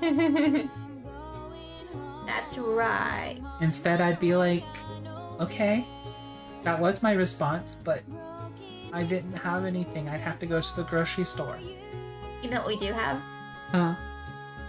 Banana pudding. So I'd like banana pudding. Is your answer yes? Sure, I'll make you banana pudding as soon as we get off stream. Do you want me to? How long does it take to make banana pudding? I mean, it has to sit in the fridge for a little while to like solidify, doesn't it? I don't know. Yes? Or is that Jell-O? I mean, I guess that's Jell-O. Pudding, I think, has to sit for a little bit. It might not be until like 1:30, depending on how much longer we're still on stream. I don't know. Howdy, yo, campers! And welcome back to another edition of mine and Zion's Fireside Chat. Hello. It's very nice to be here. There was a whole lot of ruckus about the Yellowstone supervolcano in today's episode. We're pretty sure most of you got the gist of it. But we're a tiny bit afraid it might have gone over some of your heads. I know it would have whizzed over mine if it weren't for the fact that it is my head. Fireside chat. So that's what we're going to talk about today. Some basic information about the Yellowstone supervolcano. Yosemite says learning is super important. So I hope you can take this knowledge with you wherever you go in the world. Cause you just gotta know a thing or two about gastrology if you like national parks. That's right. I think you meant to say geology, Yellowstone? Geology. Great! Now just say that word over and over until you can't forget it. Geology. So while she's doing that, I should probably start off by explaining that the supervolcano is what we call a caldera. A caldera is a big hollow space that's made after a lot of magma is shot out during an eruption. If enough magma is shot out, the ground above it loses support and the whole thing goes tumbling into the magma chamber. That's geology for ya! Can't understand a lick of it. Well, I'm glad you remembered how to say it at least. Wowzers, give me some credit here. There's a whole lot of stuff I can remember. Really? I'd like to hear what you know. Okie dokie, artichoke. Hang tight, cause I'm about to drop some super hot volcano facts on ya. First off, the volcano has only ever had a gigantic eruption 3 times. And they all happened between 2.1 million years ago and 640,000 years ago. Does that mean when you almost flipped your lid, that was the first time it had been active in a super duper long time? Nuh-uh. Just cause it hasn't gone kaboom in a minute doesn't mean it's not active. What? Oh yeah, there's plenty of good old-fashioned volcano junk happening underground. In fact, the cause of... One sec, gotta look at my hand.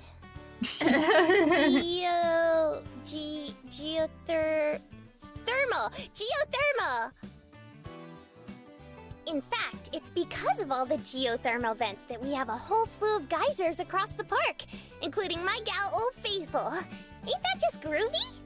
That is pretty dope AF. No! No! I approve!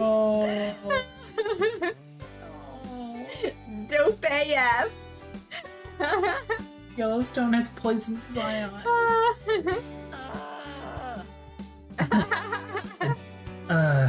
From Eve. But what if it goes kaboom for real? It's a little scary to think about. No need to freak. As long as I don't flip my lid again, it should be all good in the neighborhood. Oh, that's a relief. Thank goodness. But...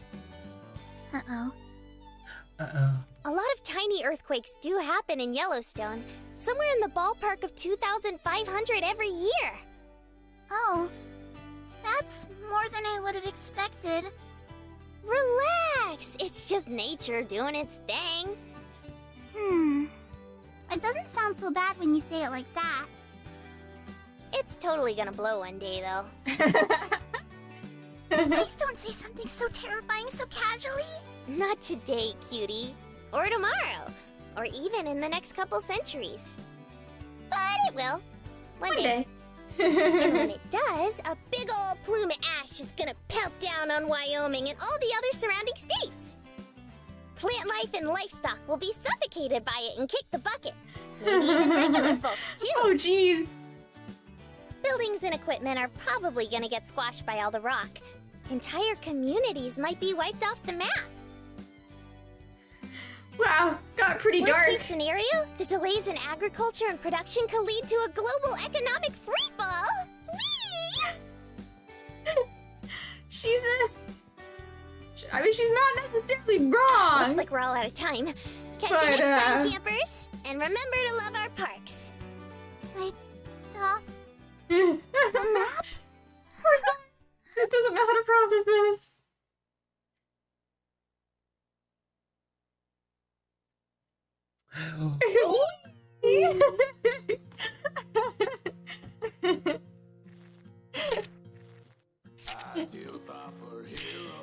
Did we unlock any pictures? Prosperity is for no one except those in charge. All empires crumble away. Gallery. Okay, so this is episode 1. Guest art. Oh, those are pretty. You didn't see the guest art last time. No. Look. There's a link we could go to their art page. It's pretty. So, is this like fan art? Is that what this is? I don't know. That's really pretty. Yeah.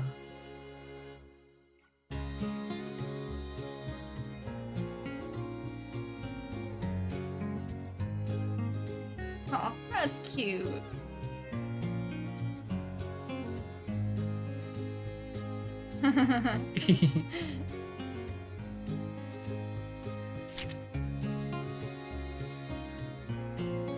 Jesse. Oh, this is that one you saw. Ah, I really love that picture. So click on one of the links from the guest art. Hold on. Let's look at the rest of these. We got them hugging in the Uh-huh. bed. We got the one where they're trying to do the tent. Yeah. Running through the forest. We didn't see that. We did see this particular image. Just not like this. But these together make a really dynamic shot. Yeah. It's really good. That's really good. And then this. Try. Yeah. Aw, so cute.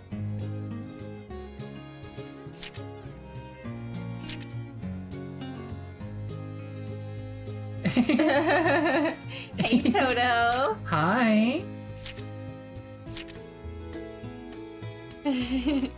Okay, so Right, you wanted this me is- to go this is, to their A page. really, really nice.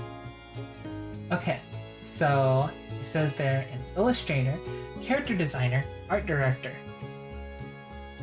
And here's their portfolios. Probably working for a Sad Panda studio.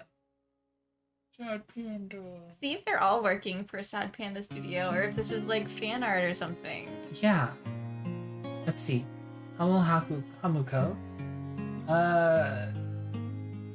Visual novel dev and artist, it says. Oh, yeah? Oh, How fun. did that go? Oh, I was trying to click Apple. See, I can't read that. I feel like it's fan art. Like all the art styles are different and everything. So we just finished the second chapter of this game. It was very, very good. Basically, it was all about like how appreciation is I didn't really click this. important. And when you feel unappreciated for things, that you know you're gonna flip your lid and make a volcano go off. Moral of the story: appreciate people or volcanoes that haven't exploded in long, long times could explode. You know. But What it might be is it might be artists that were friends with some of the artists that worked on the game, which is why it says guest art. It could be, I see. Like maybe they are friends with the main artists behind this game. They almost did. Very almost. So we have finished Happy Trails. So next will be Daughter of Zion. So it's going to be a story focused on the little one on Zion. Because the first one was focused on Yosemite yeah. and Eve. So it's kind of a joint. And this last one was absolutely focused on Yellowstone. Well, and also Eve. I mean, We're, yes, we're following I mean- Eve's story. No, I mean, like, it's gonna always be very focused on Eve. But, like, the very first one was very Eve focused. Yeah.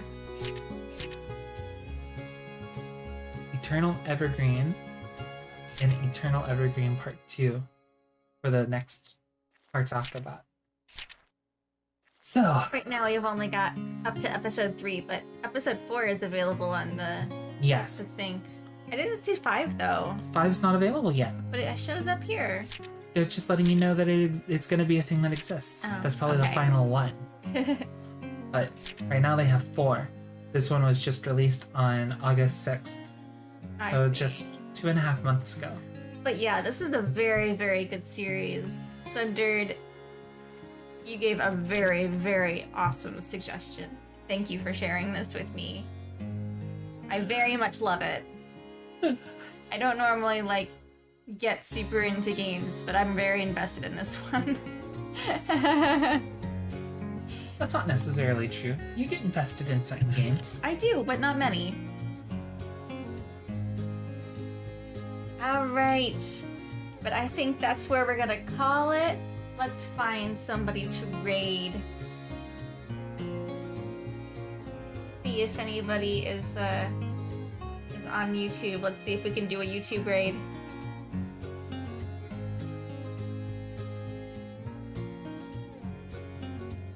Are you logged in as me? No. Logged in as me. I'm gonna swap.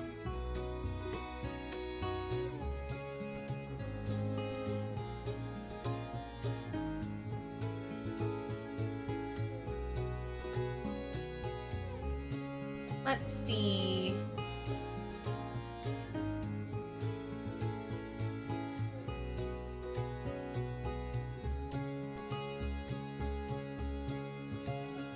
You have 2 people on that are live that you're following. You see here? Look here. Look.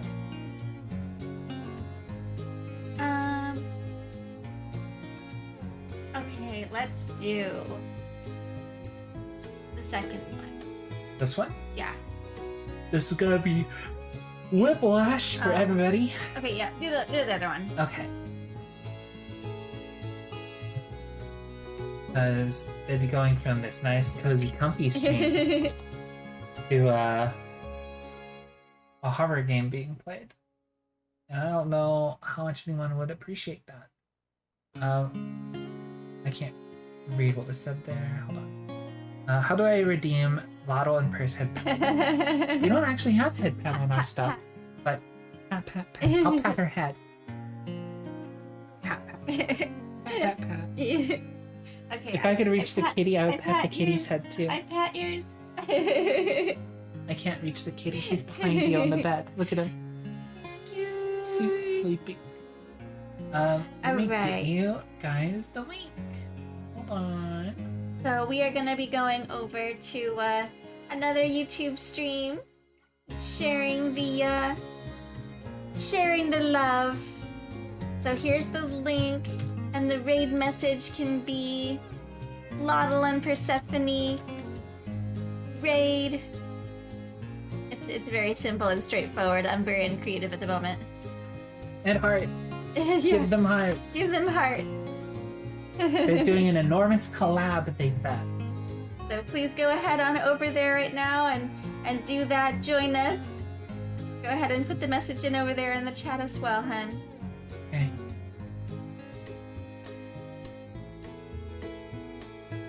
And thank you guys all so much for hanging out. It was a lot of fun. I really like this game. Alright.